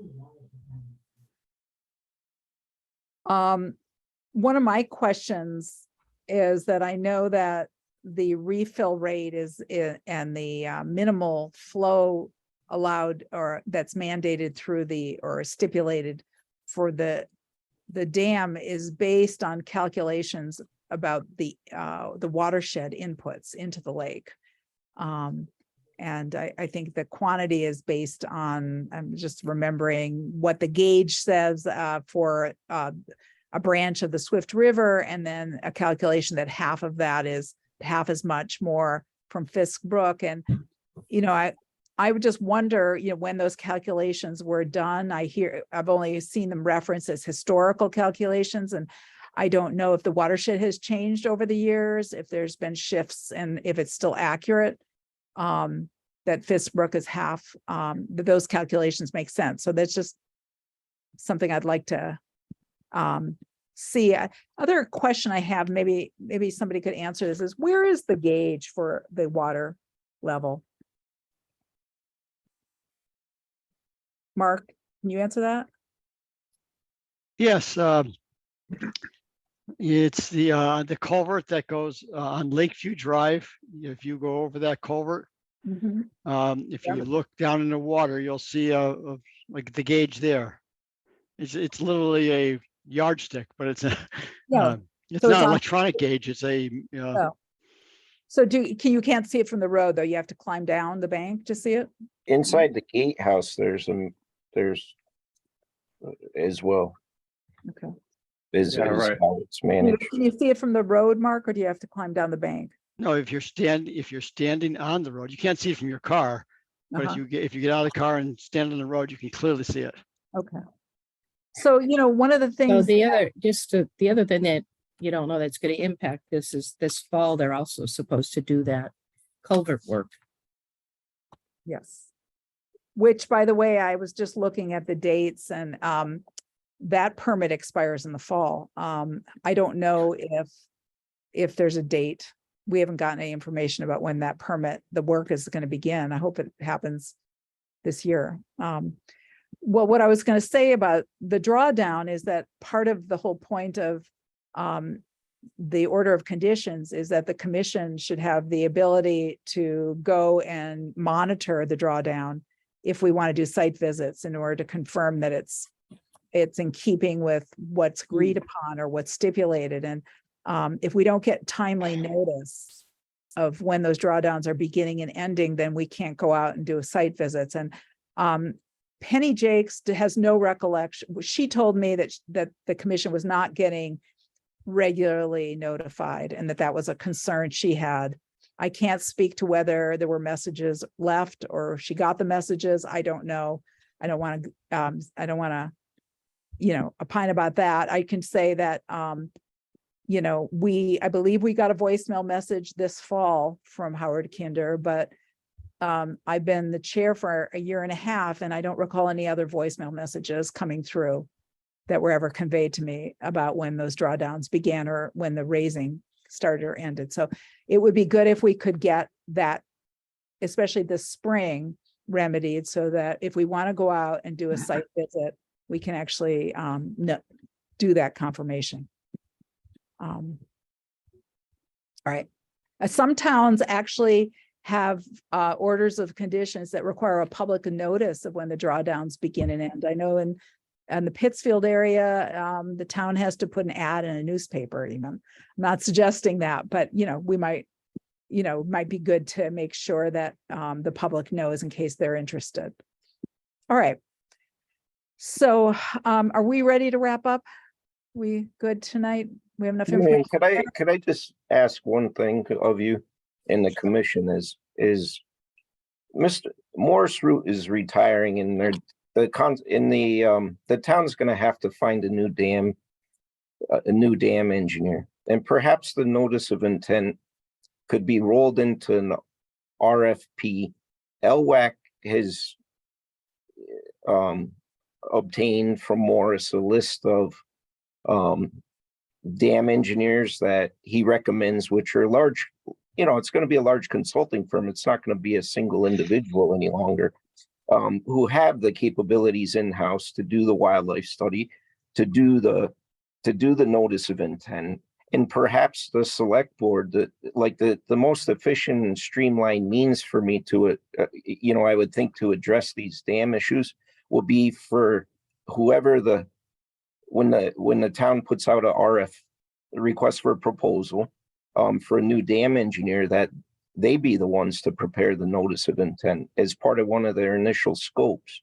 I believe that what was explained to us by Walter Tibbetts at the last LWAC meeting was that Morris at the end of June was going to do the dam safety inspection before he retires, which was due to be done before November. And so maybe that could be one of the first things that the new dam engineer does for the town when they're selected is the notice of intent. And they can wrap all of these questions in. All of the data exists from the H&R studies that you're talking of, from the inflows and outflows from what the dam repairs were, because the dam had to be classified and rated back before it was repaired. And they have all of that study information to pass on to the new engineer that does it. But we're going to be looking at hiring I don't want to mention names of firms, but there's a list of at least half a dozen that was given to, I believe, Becky, and shared with LWAC recently, who Morris was recommending pick up from here. So that would be a way, and maybe perhaps LWAC could be, as they have in the past, always kind of the coordinator for the dam stuff. I don't know, with everything that the conservation has on their agenda, without a actual agent working for the town. Sorry, I'm having trouble hearing you. Okay. Well, again, that's sort of But up anyways, that's up to the town to decide where we can't. Exactly. And we just want to continue working together, but it's obvious to us as to where this is headed for a new firm to take over as part of the overall interests of the town related to its infrastructure. Yeah. Okay. All right. Well, I think we should wrap up this discussion. I don't think that we can make any other decisions tonight. So thank you, everybody. Should we move on? We ready? Yes. Okay. We're behind schedule, but is Marianne Antonellis here? I know she was here before. Hi, Marianne. So we are going to open the public hearing for the abbreviated notice of resource area delineation for Lot 032, 66 Leverett Road. Hi, Marianne. So just for the public's awareness, we are not going to have a hearing tonight with any kind of discussion. We're not going to take public comments tonight. The consultants are not here.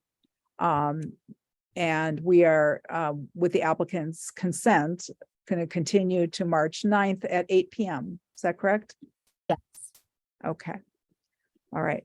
And we just got the maps and I forwarded them on to the commission and I forwarded them on to Emily Stockman. I haven't had a chance to put them up on our website yet, but I will do that. They just came in today. So is there anything you need to add, Marianne? If people are interested and they want to look tonight, they're on the environmental reports page of the library website. Okay, great. Thank you. Okay, so we're continuing to March 9th at 8 p.m. Does somebody want to make a motion to continue? I make a motion to continue the ANRAD application for lot 032 until March 9th at what time did we say? 8 p.m. 8 p.m. I'll second. Okay, David. Aye. Font, aye. Harrington. Aye. Wilson. Aye. Okay, great. Thank you, Marianne. Okay, next on the agenda, and he's not here tonight, so we're not going to be able to make any decisions, but I just wanted to update the commission that we had a discussion about the dock Chapter 91 license application for 56 North Laurel Drive. And as we had discussed, I sent a letter to the applicant. And I forwarded a copy of that letter to everybody. Did everybody get a chance to look at it? Mm-hmm. So he was unable to, Mr. Abda was unable to come tonight, and his plan is to come to the March 9th meeting. So I will put that on the agenda for March 9th. Excuse me, Miriam. Yes. Hello, this is Ryan Nelson from Arlevec Associates. We're working on behalf of Mr. Abdow. Oh, hi. Hi, I realize he mentioned he wouldn't be here tonight, but I just had a quick question on his behalf. I do recall, and I reviewed the meeting minutes from, I believe it was in August you had forwarded, and it was quite clear in the minutes that the Chapter 91 and the whole dock situation was acknowledged and requested to be in the order of conditions. So I'm just confused as to why we're backtracking and what the discrepancy is and why this came about, that we don't believe this was part of the project. This was discussed several times. I'm just confused. I don't want to waste the applicant's time and money just for a procedural exercise. All right, do you want to respond to that?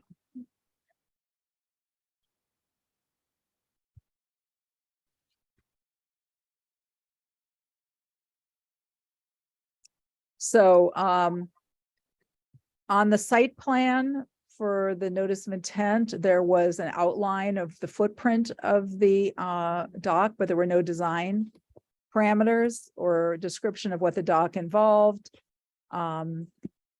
The dock design that was submitted in January showed that there's some sort of stone pad that's embedded in the lake that the dock sits on the floor of the lake. So there's some alteration to a resource area. My recollection from that public hearing is that we were acknowledging in the hearing that there was a dock and that it was not licensed. And we were requiring the applicant to submit a Chapter 91 license, not that we were approving a Chapter 91 license. So when I say approving a Chapter 91 license, I mean approving a dock. We didn't have any information about the dock to approve. The applicant did not submit any design information about the dock. So there's nothing in the narrative describing the dock or how it's constructed, how it interfaces with the bank, for example. It's a floating dock, very typical of all the other seasonal floating docks. There's no permanent disturbance. I believe there was a site visit. It's been there multiple generations. Well, we did not, it was not in the application narrative. Has all previous orders of conditions, everything under that permit has been in narrative form? I didn't realize that was a requirement. Well, Mr. Nelson, the applicant is obligated to describe what they're doing and to demonstrate how they're rebutting a presumption of an impact on a resource area. It's not our obligation to determine, determine all of this. If the applicant was thinking that they were applying for a dock permit from us, it was their obligation to show what they were doing with enough sufficient detail that we could discuss whether or not it had an impact on a resource area. And I don't think there was any real substantive discussion in that hearing about any of this, except for to note that there was a dock that wasn't permitted. Now, the minutes may or may not convey that. But I think the fact that we said in the order of conditions that there was an unpermitted dock, we didn't say, and we are permitting this dock. What we said is the dock is unpermitted, which I think was a determination that we did not have sufficient information to approve that dock. I think if we had felt like we had enough information, we wouldn't have put that language in the permit.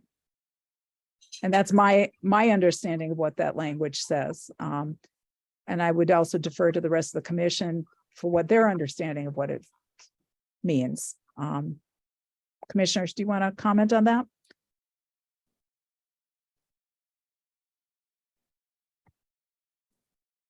I thought it meant that it was requiring them to submit an application for a Chapter 91 license as part of the project.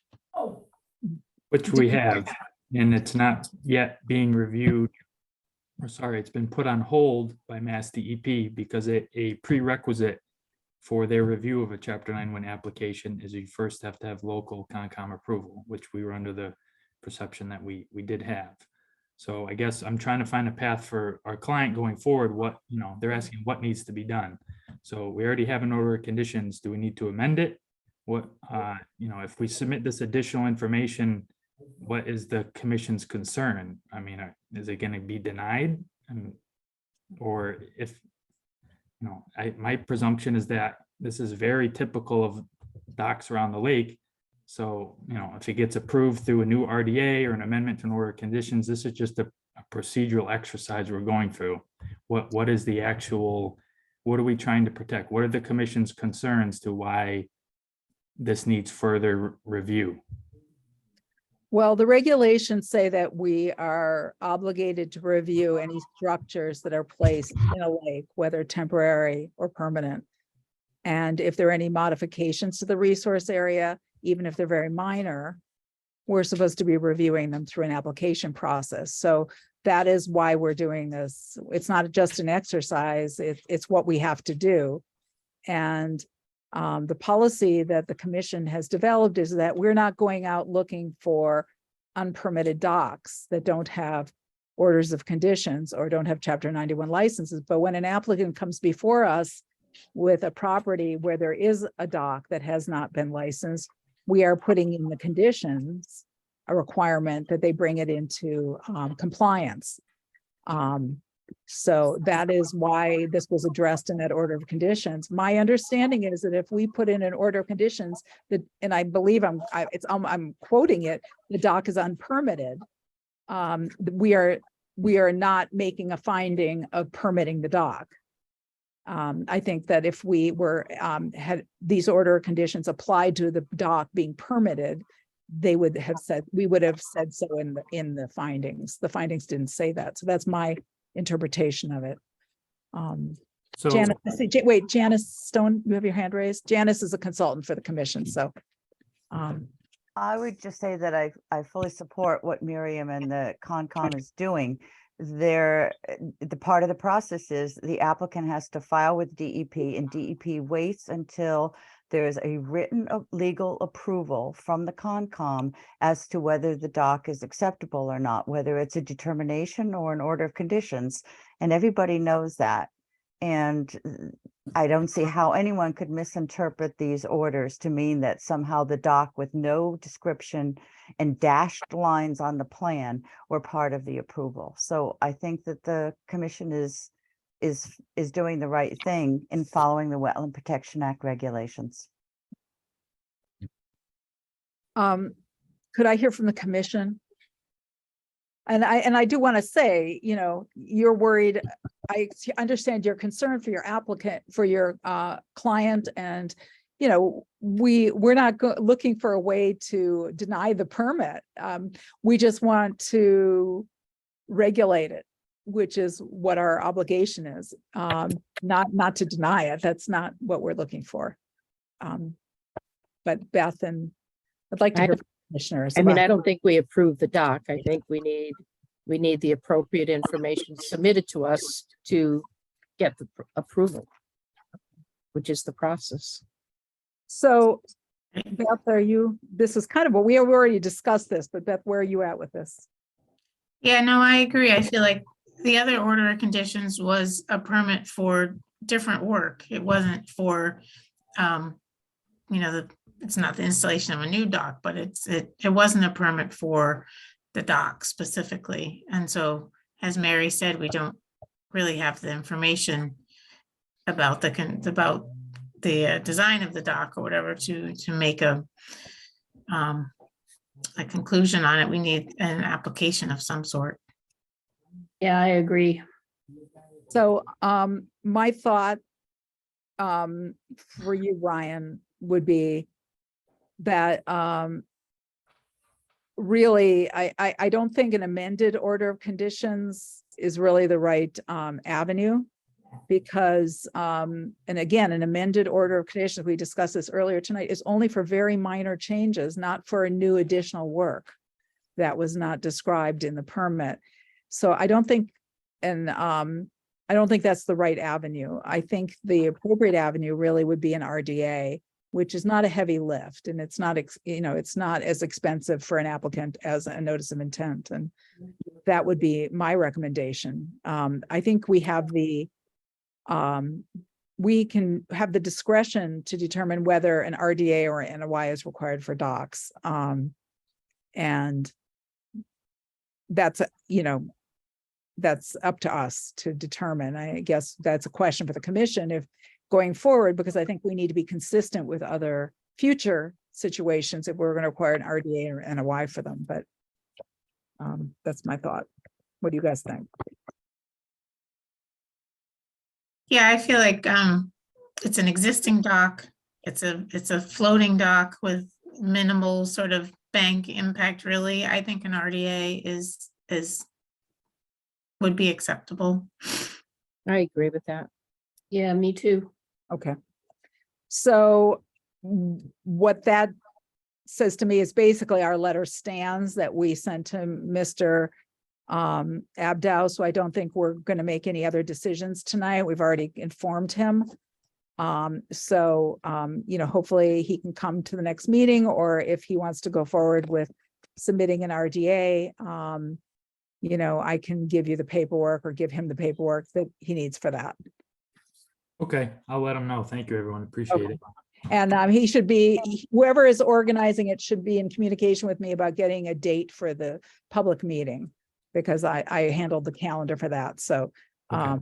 I can let them know when we can do that, but we don't meet again until the 9th. Okay, all right, good to know. Thank you. Thank you. All right, moving on. I see Kate had her hand raised.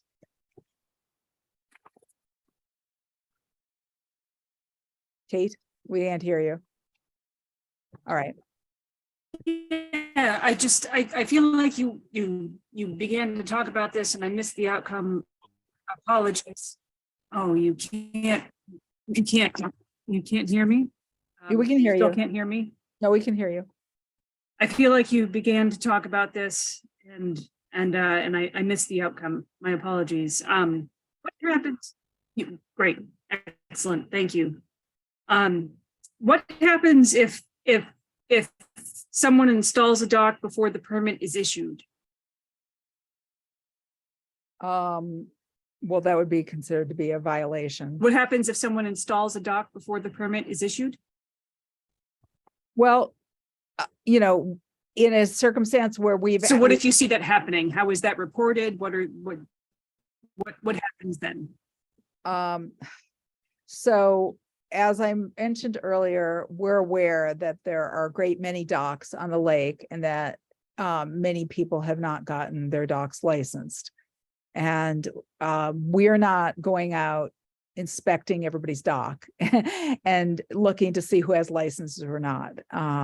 But when this information comes to us through an application process, that's when we have been communicating with landowners to bring them into compliance. I don't know if that answers your question.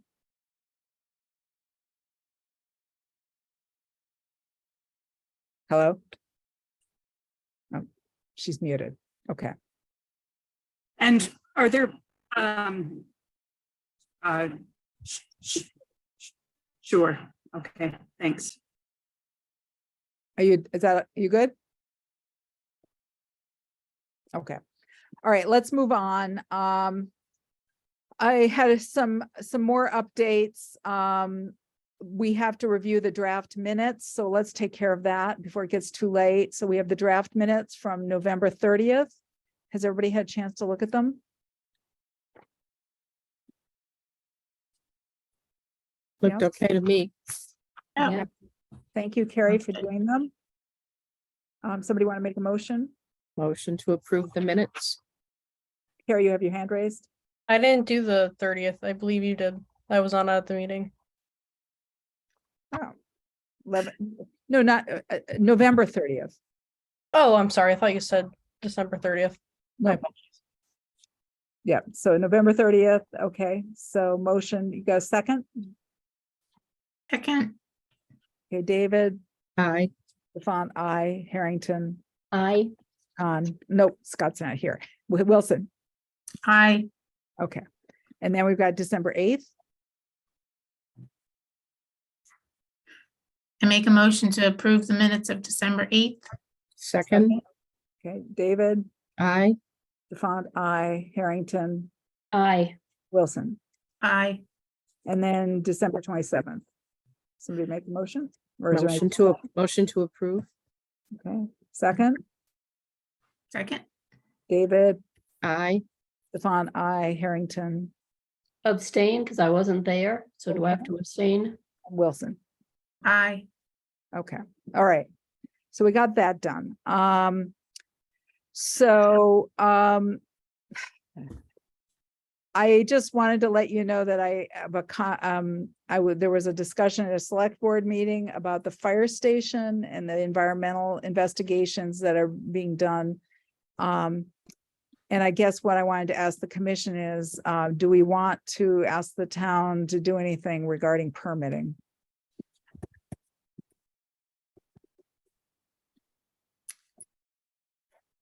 Are we talking about work that's being done on the fire station parcel, or is it extending anywhere else, or? On the fire station parcel. There are wetlands on that property, so it's either in buffer zone or resource area. I don't know where they did the drilling or where they're doing all the work. So some of the work is already done. I don't know if they're going to do any additional work. In the past, they have submitted RDAs for work on that property because of the resource areas. So Wasn't this required by the state to do? for the sake of consistency, that's why I wanted to just ask the commission what you want to do.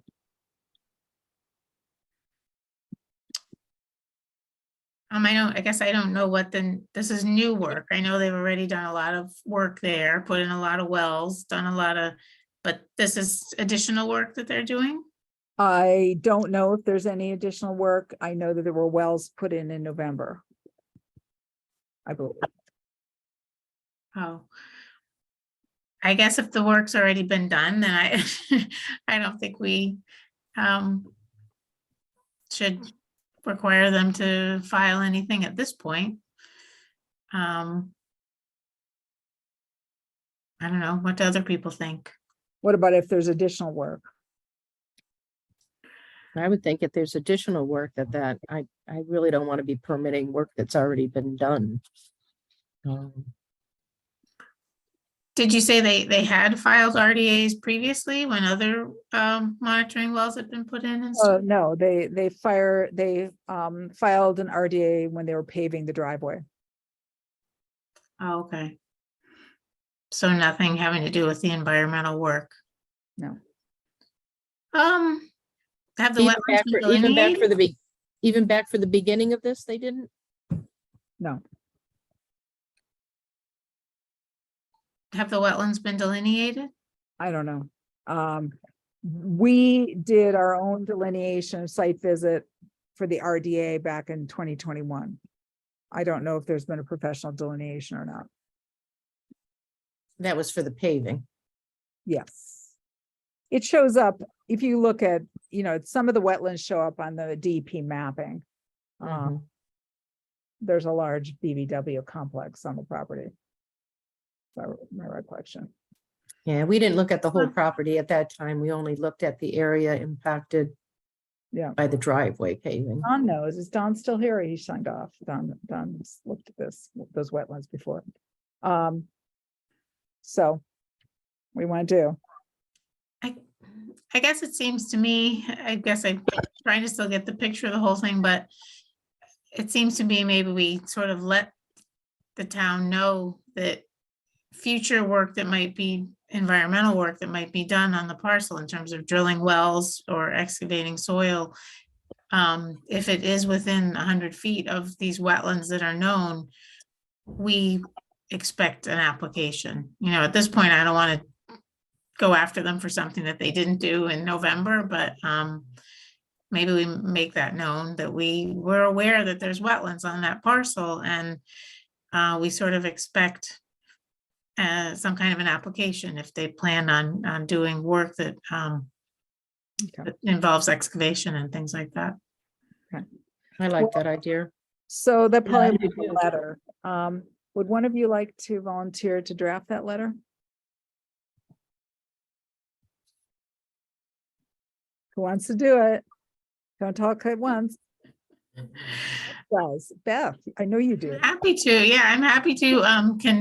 I just need to know a little about the history, like just, do you have the previous application that you said, and what was, any description of what was done in November and all that? I'm happy to draft. I'll see what I can find out and send it to you. And Okay, then maybe you send it, and then why don't you draft it and we can review it at the March 9th meeting. okay, Okay. Yep. That sounds like a plan. So we've got the 2022 Old Peach Orchard CR monitoring report. Have you guys gotten a chance to look at it? Mhm. Yes. And so I'd like to get that approved. If there's any edits, was there any feedback about it? No I edit. didn't. Okay. So we Motion want- to approve the monitoring report for Old Peach Orchard. Okay, second, Second, David, Aye. Font, I, Harrington, aye. Wilson. Aye.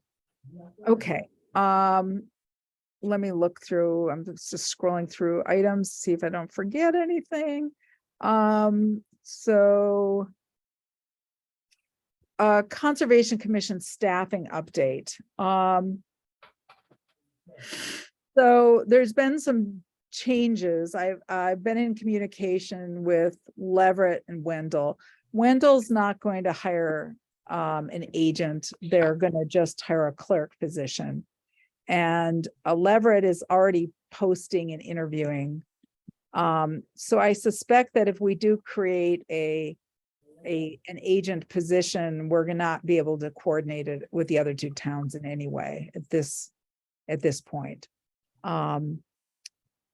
And that's unfortunate, but it does change in my mind whether this is really something we should be still pursuing at this point. So we had been talking about trying to carve out 8 hours. I haven't had a chance to have a meeting with Deacon and Jeff, who are the chairs of the ZBA and the planning board, because I definitely, you know, if we were going to carve out hours and take away hours from the position that Carrie holds, I don't want to leave those boards understaffed. I feel like this is a decision that everybody, all the boards have to be comfortable with. And I'm also concerned that, you know, we may have a hard time filling either position, you know, if we're not coordinating with the other towns and we're only advertising for 8 hours and we're only advertising for 5 or 6 hours for a land use clerk. I think we're gonna have a hard time getting a land use clerk for that few hours. You know, it's not much time. So I'm having some buyer's remorse, I guess is the word. And I'd like your thoughts about it. Has there been any discussion about increasing the hours of the land use clerk? Since we keep losing people like Carrie, who's been so great. If you go over 19 hours, it becomes a benefited position, and the town has not been prepared for that. Yeah, they don't want to do that. I mean, we may be forced to continue on with the land use clerk, but I don't think that should stop us from developing a job description and a plan. So in the future, next cycle, when everybody leaves the position, we all might be ready to do it. I don't think we should abandon the whole idea. Okay, well, I can go forward with it. I am concerned about it, and do you maybe Carrie would like to weigh in about this, because you know more about this than the rest of us around the land use clerk position. Yeah, so I had talked with Becky too, and she had updated me a little bit of what had happened.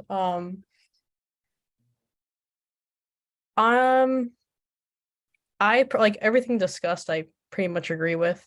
It is unfortunate that the town cannot extend hours, as I think that definitely would have been beneficial for the next person. I really don't have any more comments. Yeah, I'm just. What kind of time do you spend with the other committees, Carrie? Yeah, that's what I'm It's- wondering. So in the summertime, when it was really busy for ComCom, almost all my time was for ComCom. There wasn't really much work for ZBA or planning board. ZBA definitely spend the least amount of time because it's case basis it's based on cases, and so sometimes I won't meet with them for like 3 months because there isn't anything. For planning board, it's monthly because they meet once a month. I've only seen them handle like maybe 2 or 3 cases, so it's a little bit more often than ZBA, but definitely not as much as ComCom. Yeah. So if And there- what do you do for them? For planning board and ZBA. Yeah, So I mean, it's very basic for the most part. I check the emails, I check mail if there's any inquiries that I can address without having to go to Deacon Michael or Jeff, then I can. If I don't, then I have to direct them to them. If ZBA gets a case, then I usually create the file. I do a lot of notifications. I do also communicate a lot with the applicant on the process and how it occurs. Planning board is a little bit different because it's a little bit more complicated. Their permitting is a little bit more complex than ZBA. It does have like similar parts of it when it comes to like special permits, but when they have subdivisions, which I am just currently now learning about, and RADs, I really don't play too much of a role besides just doing minutes. Okay. Thank you. Janice, I see your hand raised. Yeah, I was just thinking, at least when Leverett hires somebody new, you'll be able to find out who that is, and maybe approach them and ask them if they'd like some extra hours. Yeah. You know, there's at least, if they're successful, maybe you can piggyback on that. And I did say to Leverett, you know, if you have a candidate that you're looking at, you could, even if we haven't posted, they could reach out to us and I could get the resume and have it on file for if we post. Kate? Hi again, everybody. Just a thought, just brainstorming, thinking out loud. Wendell, Shutesbury, Leverett, we're in the 5-college area.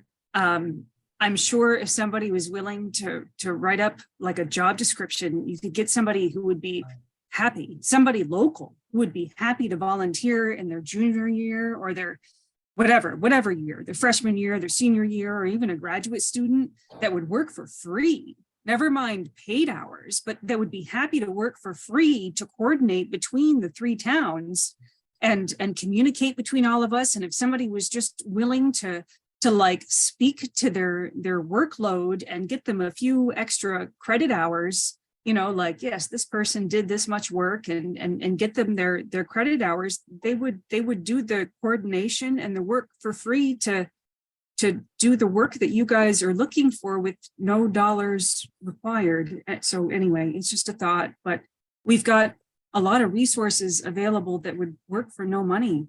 Well, I don't want to get into this too much, but the position that we're describing is a professional level position where the person would work autonomously and be able to do a lot of independent regulatory work. So college. And I know UMass has a lot of great programs there. I worked in their herpetology department. I did a lot of great work with wetland delineation. If I wasn't disabled myself, I've done a lot of credentialed work through there in the Boston area.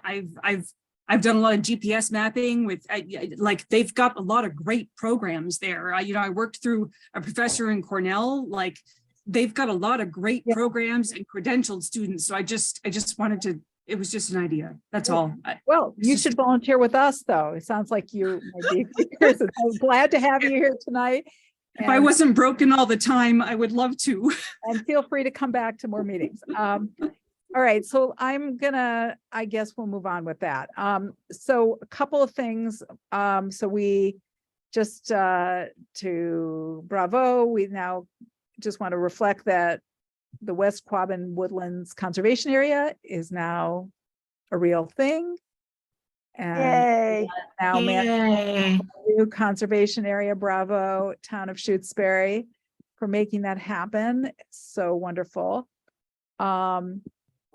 And I would like to put on the agenda, not for tonight, but maybe for the next meeting, talking about conservation topics, conservation area topics and to-dos for the 2 major now conservation areas. What are our goals for this year, and kind of laying out next steps is my hope for that.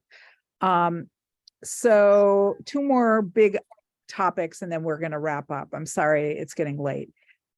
I wanted to give you an update on Beth Goodman and her contract with us, providing legal advice. As you may recall, when we originally contracted with her, the plan was for her to commit to 8 hours of time for $2,500. And the hope had been that that would get us through the ANRAD permitting and allow us to have her present for a meeting with the select board to talk about future permitting for Lotto 32, particularly around the BVW cleanup. Because of circumstances that were outside of her control and ours, including the ANRAD being changed in November and December, and then this request that came up around the RDA in October and in December, that ate into her time. And at this point, she has used up or is $2,300, which means that there isn't enough left to cover her coming to the next ANRAD public hearing. I went to the finance committee to ask whether they would consider giving us some additional money just to get through the ANRAD permitting and to finish that scope. And they were sympathetic, and I raised the point that you know, we don't have a lot of resources at our disposal, and to the best of my knowledge, there's no financial cap on how much time the select board has at its disposal for legal advice. I don't think they have a dollar cap. But the finance committee said that because we have these funds in our fee accounts, at this time, they were not seeing the need or feeling it was appropriate to give us additional funds. They said that they would like to see us finish this scope with dipping into our bylaw or NOI fund if we're going to have her involved. And that if at some later point things changed and we felt like we needed legal guidance and needed funding for that, we could revisit it with them. So with that in mind, I want to ask you what you want to do.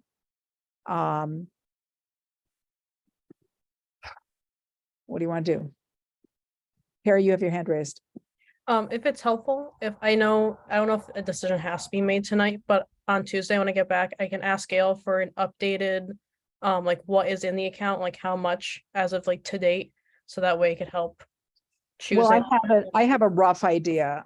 Okay, I just out of curiosity. I don't have it up to date for this month, but in the fall, the bylaw account had $3,200 and the NOI account had $7,500.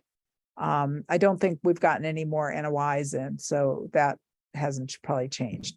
So I think we just need to, they requested us to pay it out of our funds for now, and if our funds run low, then we could come back for another request. So I think we pay it out of our funds.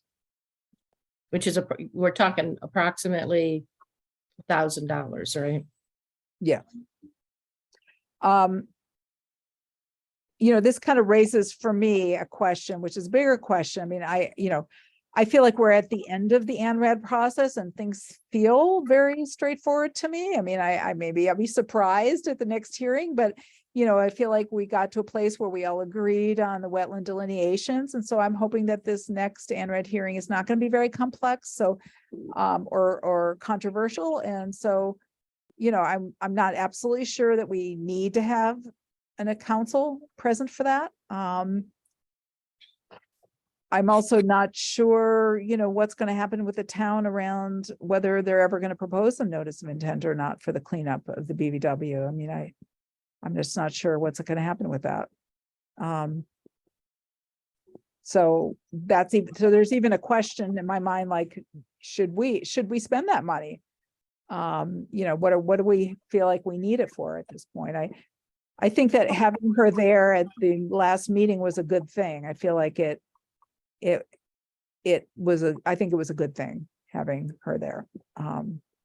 It kept things calm, in my opinion.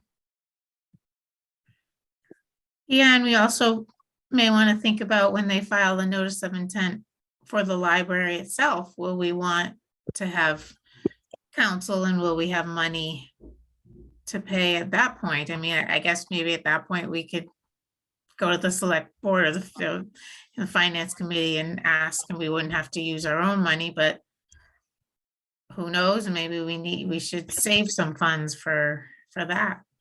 Mm-hmm. The other question is and this is a question I have, is are we going to need some legal advice around this notice of intent for the drawdown? Maybe. But I don't think maybe needing her for those other projects, if we need her to finish this one, that we should not have her because other projects may come. Because the way I heard the finance committee is that if we have other projects and we spend the money, come back and they would be happy to support us in what we needed for the projects. They were, you know, they felt like this, they were, and I think that's a legitimate concern. You know, we collect these fees and it's not a tax. And you're supposed to spend the money. You're not supposed to just bank it forever. You need to use it. Otherwise, it looks like you're taxing people.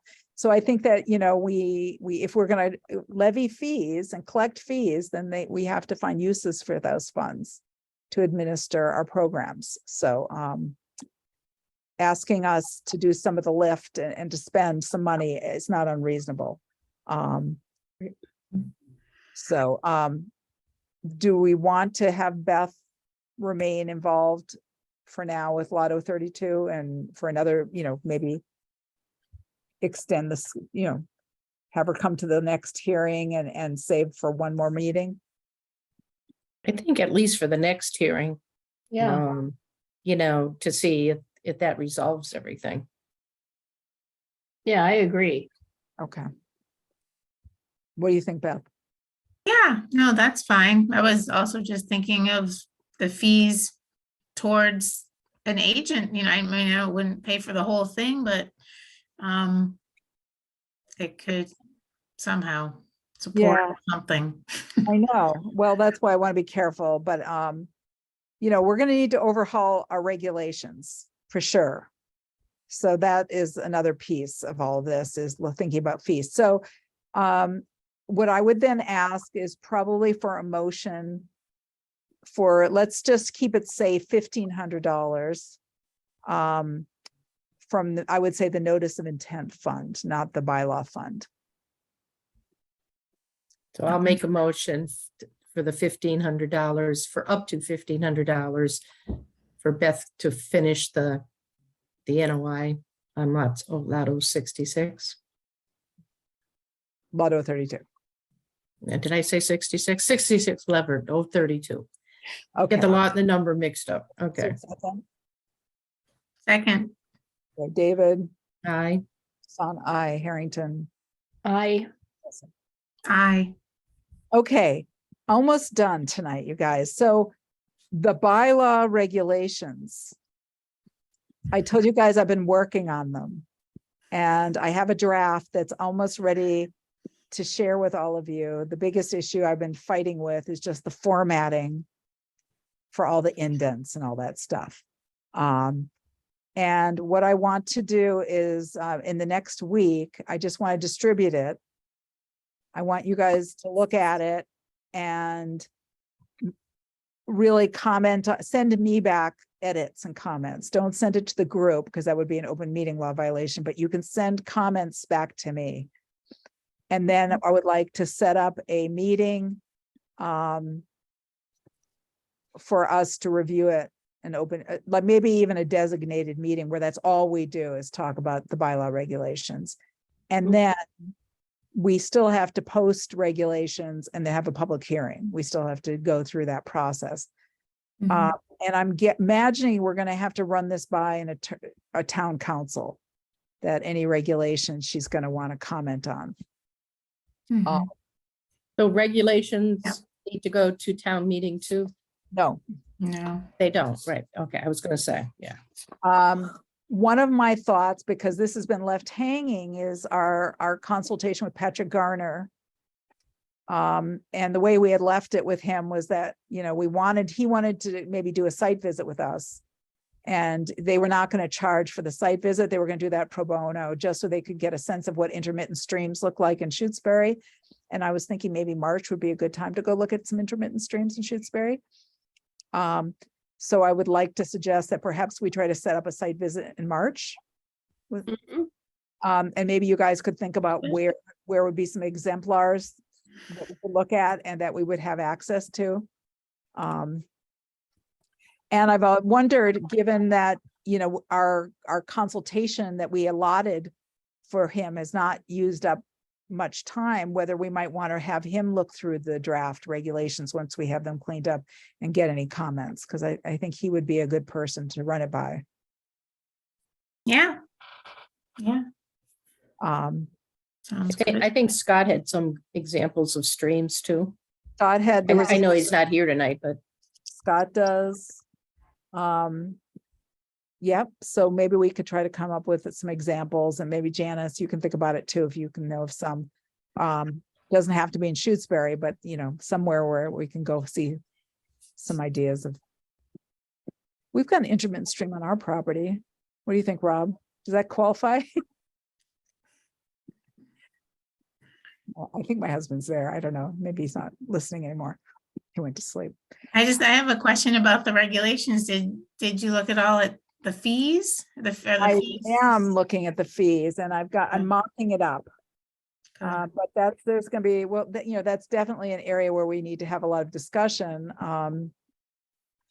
I'm looking at some examples of different towns and, I don't, eastern part of the state fees are very, very high and I don't think that is appropriate. So I've been looking at like Belchertown and Amherst and, some other smaller towns that have fees. Good. May I wade in now? You may weigh in about the stream on our property. Go ahead. Yeah, I think a better one would be the one on the Southbrook Conservation Area that's in just a few hundred yards from the access point. Oh, yeah. That's a good one. Yeah. That's town property. It's completely accessible and it takes out any conflict of interest or appearance of conflict of interest Oh, or appearance of self-interest. Even though I'm trying to regulate, I'm trying to add regulations to my own property. That's acting against my own self-interest, I think. Anyway, this is a joke. Anyway, thank you. All right, but I think that would be a good one because it's very visible and it's clearly an intermittent stream. Yeah, that is a good point. Yep. All right, so maybe we can come up with some other examples. Maybe the one Scott is familiar with would be a good one. They took the video of. Okay, so I will pass that on. So a lot of the regulation draft are the performance standards and they're lengthy, but I think you got to have them. So, that's all kind of, I'm literally a lot of it, I'm just taking from Amherst's new bylaw regulations. They just overhauled them. And I believe Beth Wilson played a role. A little bit, yeah. So yeah. Hopefully I didn't screw up the formatting so much that it's impossible to. Can you plagiarize another town? Yeah, I think we can. We don't have to give you can.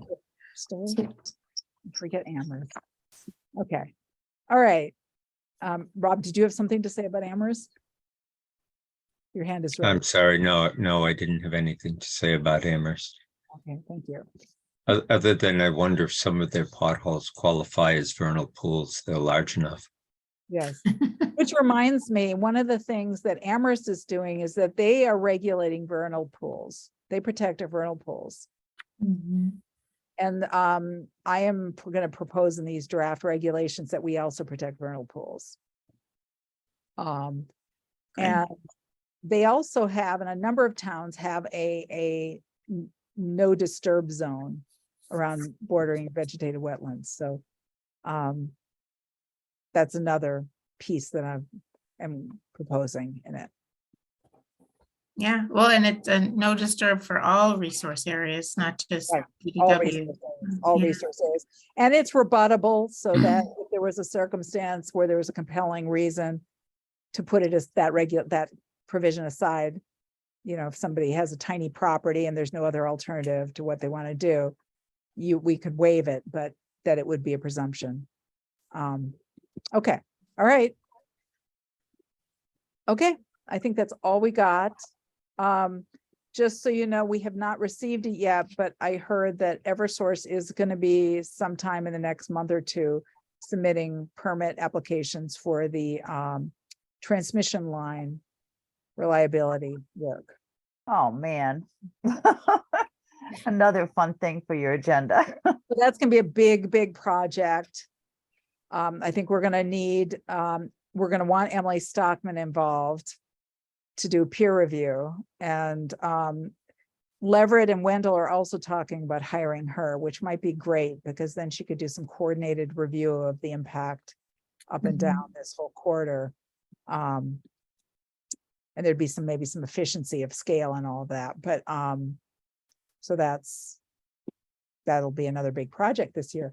One thing about them is that they are going to be looking for mitigation projects. And I wondered, I don't know how much money you can get for mitigation projects, but I wondered, what about asking, suggesting, I don't know. How does this work, Beth? How do we just suggest things? Yeah. Right, we can just ask for things. Is that how it works? How about they fund our? They usually, well, they usually come up with, what resource areas they need mitigation for and almost, square footage kind of things. And then sometimes they want it in similar connected resource areas as to where the impact is. But yeah, it's the ones that I was involved with in Amherst, we just came up with something. And I mean, they may have started off by giving us sort of a general amount of money. Yeah. And then we came up with what we wanted and we got it. Is how I remember it. Oh, I mean, I don't know. I'm thinking our conservation area needs some work. And we have a new conservation area that hasn't had trails developed and it needs like some work. Mm-hmm. Would that be like the kind of thing that would be an option? I don't know. Yeah, these things, it's usually, or land. You say you're doing a project and you're going to improve, 100 square feet of bordering vegetated wetland. And they say, oh, that fits what we need, or you say, or if they say something like, we need a project that does something with bank because we're impacting a whole lot of bank, then you come up with something that's, improving a certain linear feet of bank. That's kind of how it goes. So installing new trails may not be, about stream crossings, things like that. yeah, that's more down the road. If you were gonna, put in bog bridging that's then gonna protect a certain square footage again of an area that's identified as bordering vegetated wetland. Yeah. Yeah. Something like that. Yeah. Or it could be like land acquisition, I suppose, right? Like Could be. acquiring land and putting it into protection mode or easements, things like that. Mm-hmm. Do we have any big projects? Do we have any culvert removals, dam removals, floodplain restoration? Big things like that, because they're probably going to be looking for large amounts of Fix the beaver problem. beaver. Which one? Oh, the one up here where they keep closing off the culvert. Yeah.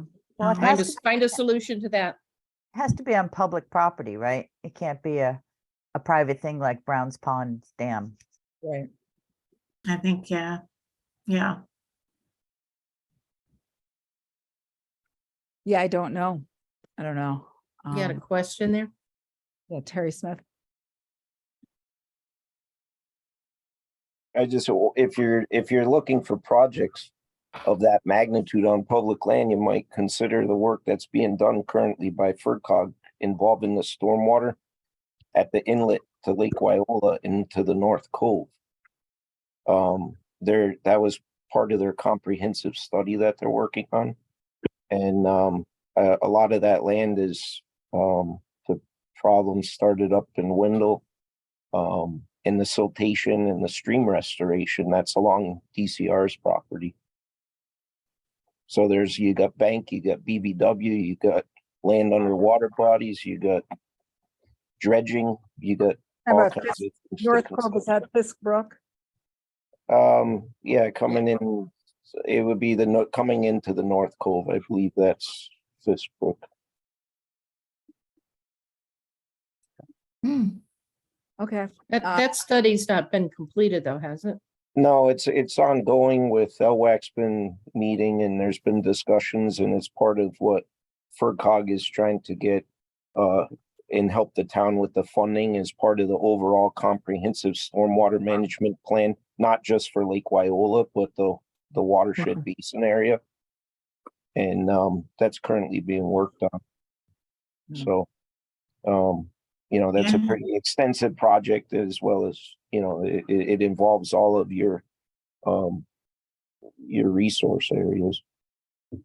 Yeah, so you're talking about a dredging project. No, I'm talking about the stream restorations, and I think maybe Mary David had mentioned like where the beaver problems are, but during Hurricane Sandy, all of the erosion and everything that occurred and then blew into Lake Wyola's North Cove. There was nothing that was done to, stabilize banks, anything. It's just, been left and talked about. Lake Association had monies that they had appropriated and tried to, work with COLAP and some of the groups towards, the impact directly to the North Cove. But I think that FERCOG, when they came out and met with representatives from the town last summer and from LWAC, that they walked that stream corridor. Catherine Hilton on LWAC, I think, would have more information about that. But that's something that the town's already invested in sizable amount of work there, and really lends itself to remediation and mitigation type work. Yeah, Well, that's interesting. I had a conversation this last week with Ward Smith, who's the chair of the Wendell Conservation Commission, because we were talking about the land use clerk agent issue. And I asked him, that came up in conversation. So Fisk Brook and Fisk Pond are on conservation land in Wendell, where those beaver dams are upstream. And the Wendell Conservation Commission is not interested in doing anything with that brook. They want to leave it alone, is what he said.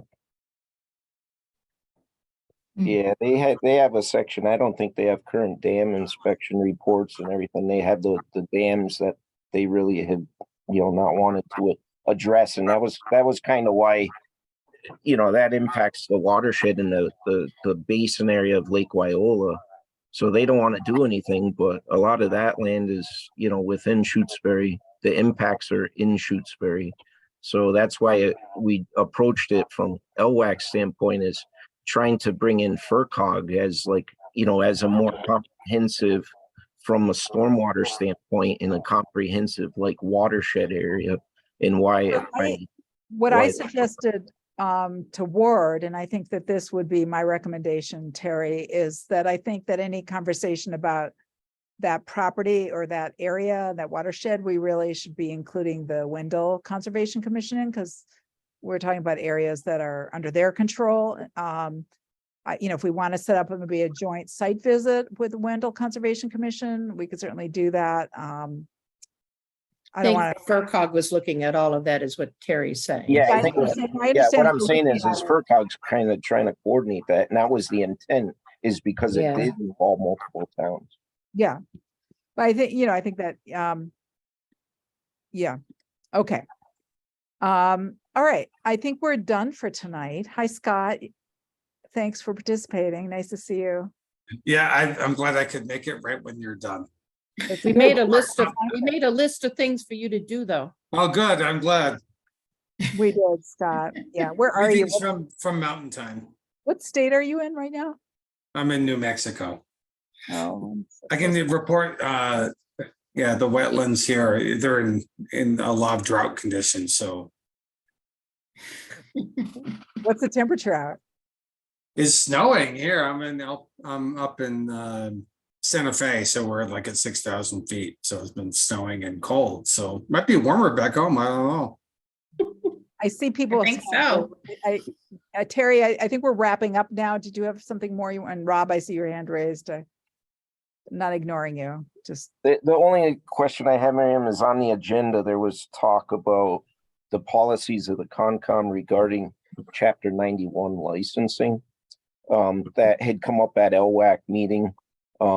As you know, I see that Mark left. So is there anything that I guess that's going to be continued to your next hearing, or since it was an agenda item?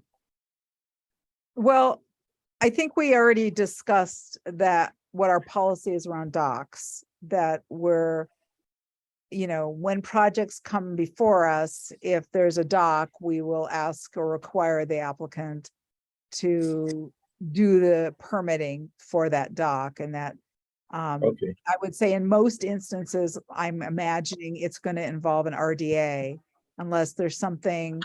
The only caveat I would say is that if there's a situation where someone is, for example, hardscaping their bank, where there's an alteration of a resource area, then probably an RDA might not be the appropriate tool. It might have to be a notice of intent.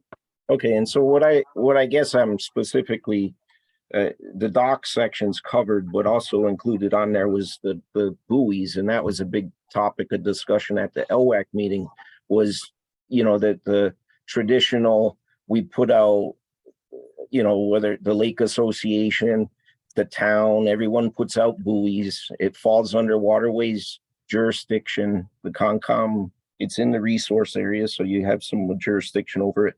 But is, I guess my specific question regarding that, is that something that I'm trying to get a sense to, you know, from an LWAC standpoint as to, you know, where the commission is going to be heading with that specifically. Are you going to be looking before the upcoming season for these traditional buoys that have been put out, some of them by the town, some of them by the state, some of them by private residents, for involving the boating navigation and the bylaws that the town has for safe boating?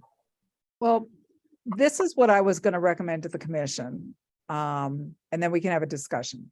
So my recommendation was, you know, the regulations say, you know, that if you're putting structures in the lake, whether they're temporary or permanent, there has to be an application to the commission. It doesn't say what kind of application. And I don't want to make this onerous for us or for people around the lake. My thought had been that perhaps we could craft a policy. And the policy would be that, you know, we would ask people, we would have some conditions that we would ask people to comply with. And I guess conditions in my mind are that you don't cut anchor and leave the anchor lying in the lake. That, you know, if you're responsible for putting a structure in the lake, that you remove it fully from the lake when off season. And that perhaps there would be some way of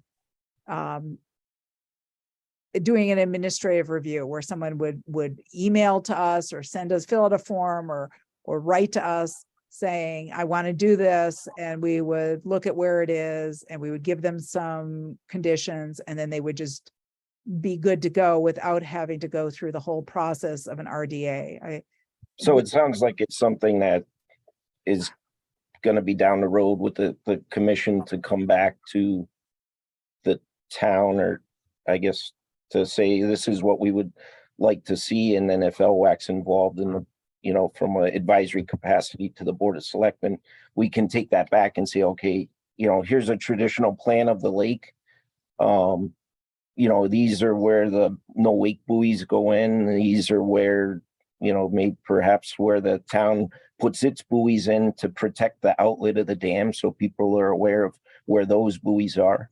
The state beach has all of their buoys and they're safe, you know, for their swim area. And then the association has a couple structures. So the in front of policy, that would, what the town does is, what the select board does is not our purview. Really, it's our permitting work or structures in the resource areas. So the Yep, resource. I understand that. It's just that you're talking, you know, the town has those structures, the state has those structures, private residents have those structures, and just, they're all with a good intent for safe boating. Sure. And in public safety, but you guys have.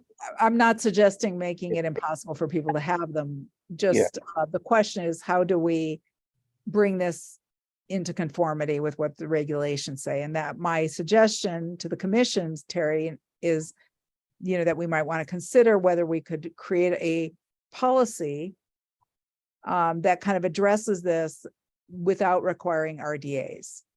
That's my thought. And I don't know what. In the commission's aware. Let me just Carrie, Okay. let me just kind of hear from the commission. Sure. Thank you. I'd like to, ask Yeah, I Beth. think we need time to have some more discussion about this and what all the issues are, because I'm not sure everybody's Okay. updated with everything, so.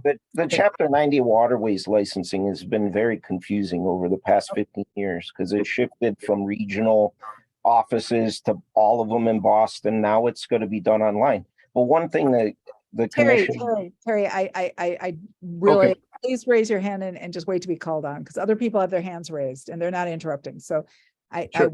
want to give Okay. the commission a chance to weigh in. I don't think we're going to make a decision tonight, Terry. no, think I understand that. that Thank you. I kind of passed over it because I felt like we had enough talking about the lake, but that was where I'm thinking I don't really have anything written up. Sure. I just, my initial question was just if it was being continued because it was an agenda item. Thank you. Yes. Okay. Does anyone from the commission want to comment? No. I think we're not ready to Yeah. address this right now. But I think we probably should, now that because it exists. I think we probably need to figure it out. Rob and Tracy, we're gonna try to wrap up, so. What? Go ahead. I'll be quick. I'm going to go back to the topic we were on before we got sidetracked. In terms of offsets, first of all, the land and the wetlands that Eversource will be damaging are on private property. So why can't the mitigation be on private property? Second point, the other area, a large land area that the town owns is Lot 032. And at the southern end of that lot, there are some seriously degraded wetlands that could be restored to some much better, more vibrant type of ecosystem. So there's another area that should be considered. Okay. And I know Lot 032 is a can of worms, but why not throw one more worm in that can instead of opening another one? Okay, all right, thanks. I'm Okay, done. all right, Tracy, and then I think we're gonna wrap up. Yes, just real quick on the, let me video. Real quick on the buoys and docks. I just wanted to throw out there that I feel like, and I think this might be environmental police and maybe even just the town police, safety issues around the docks. A couple of things with the types of anchors and where they're put, because if there's danger to diving, I know like over on this side of the lake, the east side, the dock, I could stand next to it. So diving would be dangerous. Seems like there's probably some safety regulations too that come into play with some of these structures in the lake. Yeah, and we don't regulate that. Safety stuff is not our purview, so. Right, but I just thought that if there's going to be regulations made, maybe you need to consult also with safety, and so the policy is maybe a joint policy. I'm just throwing that out there because it seems like both have to be addressed. So maybe or else maybe you have some advice as to where to go with those safety concerns. I would say that's an issue for the police or the town, select board, environmental police. That's kind of not our jurisdiction. I know, in some towns, these things get combined. For example, if you have a local permitting program, the Chapter 91 licensing process and the Concom process gets molded together, but that's not what is the case in Shutesbury, so that doesn't apply to us. Okay, I think we're all really tired and I can't think anymore about all this. So I think we are done. Motion to adjourn. Thank you. It is 9:38. Second. David, Aye. Font, aye. Harrington, Aye. on. It's only 7:38 here. I'm just getting ready to go. But I'll say aye. Okay. Wait. Hey, Scott.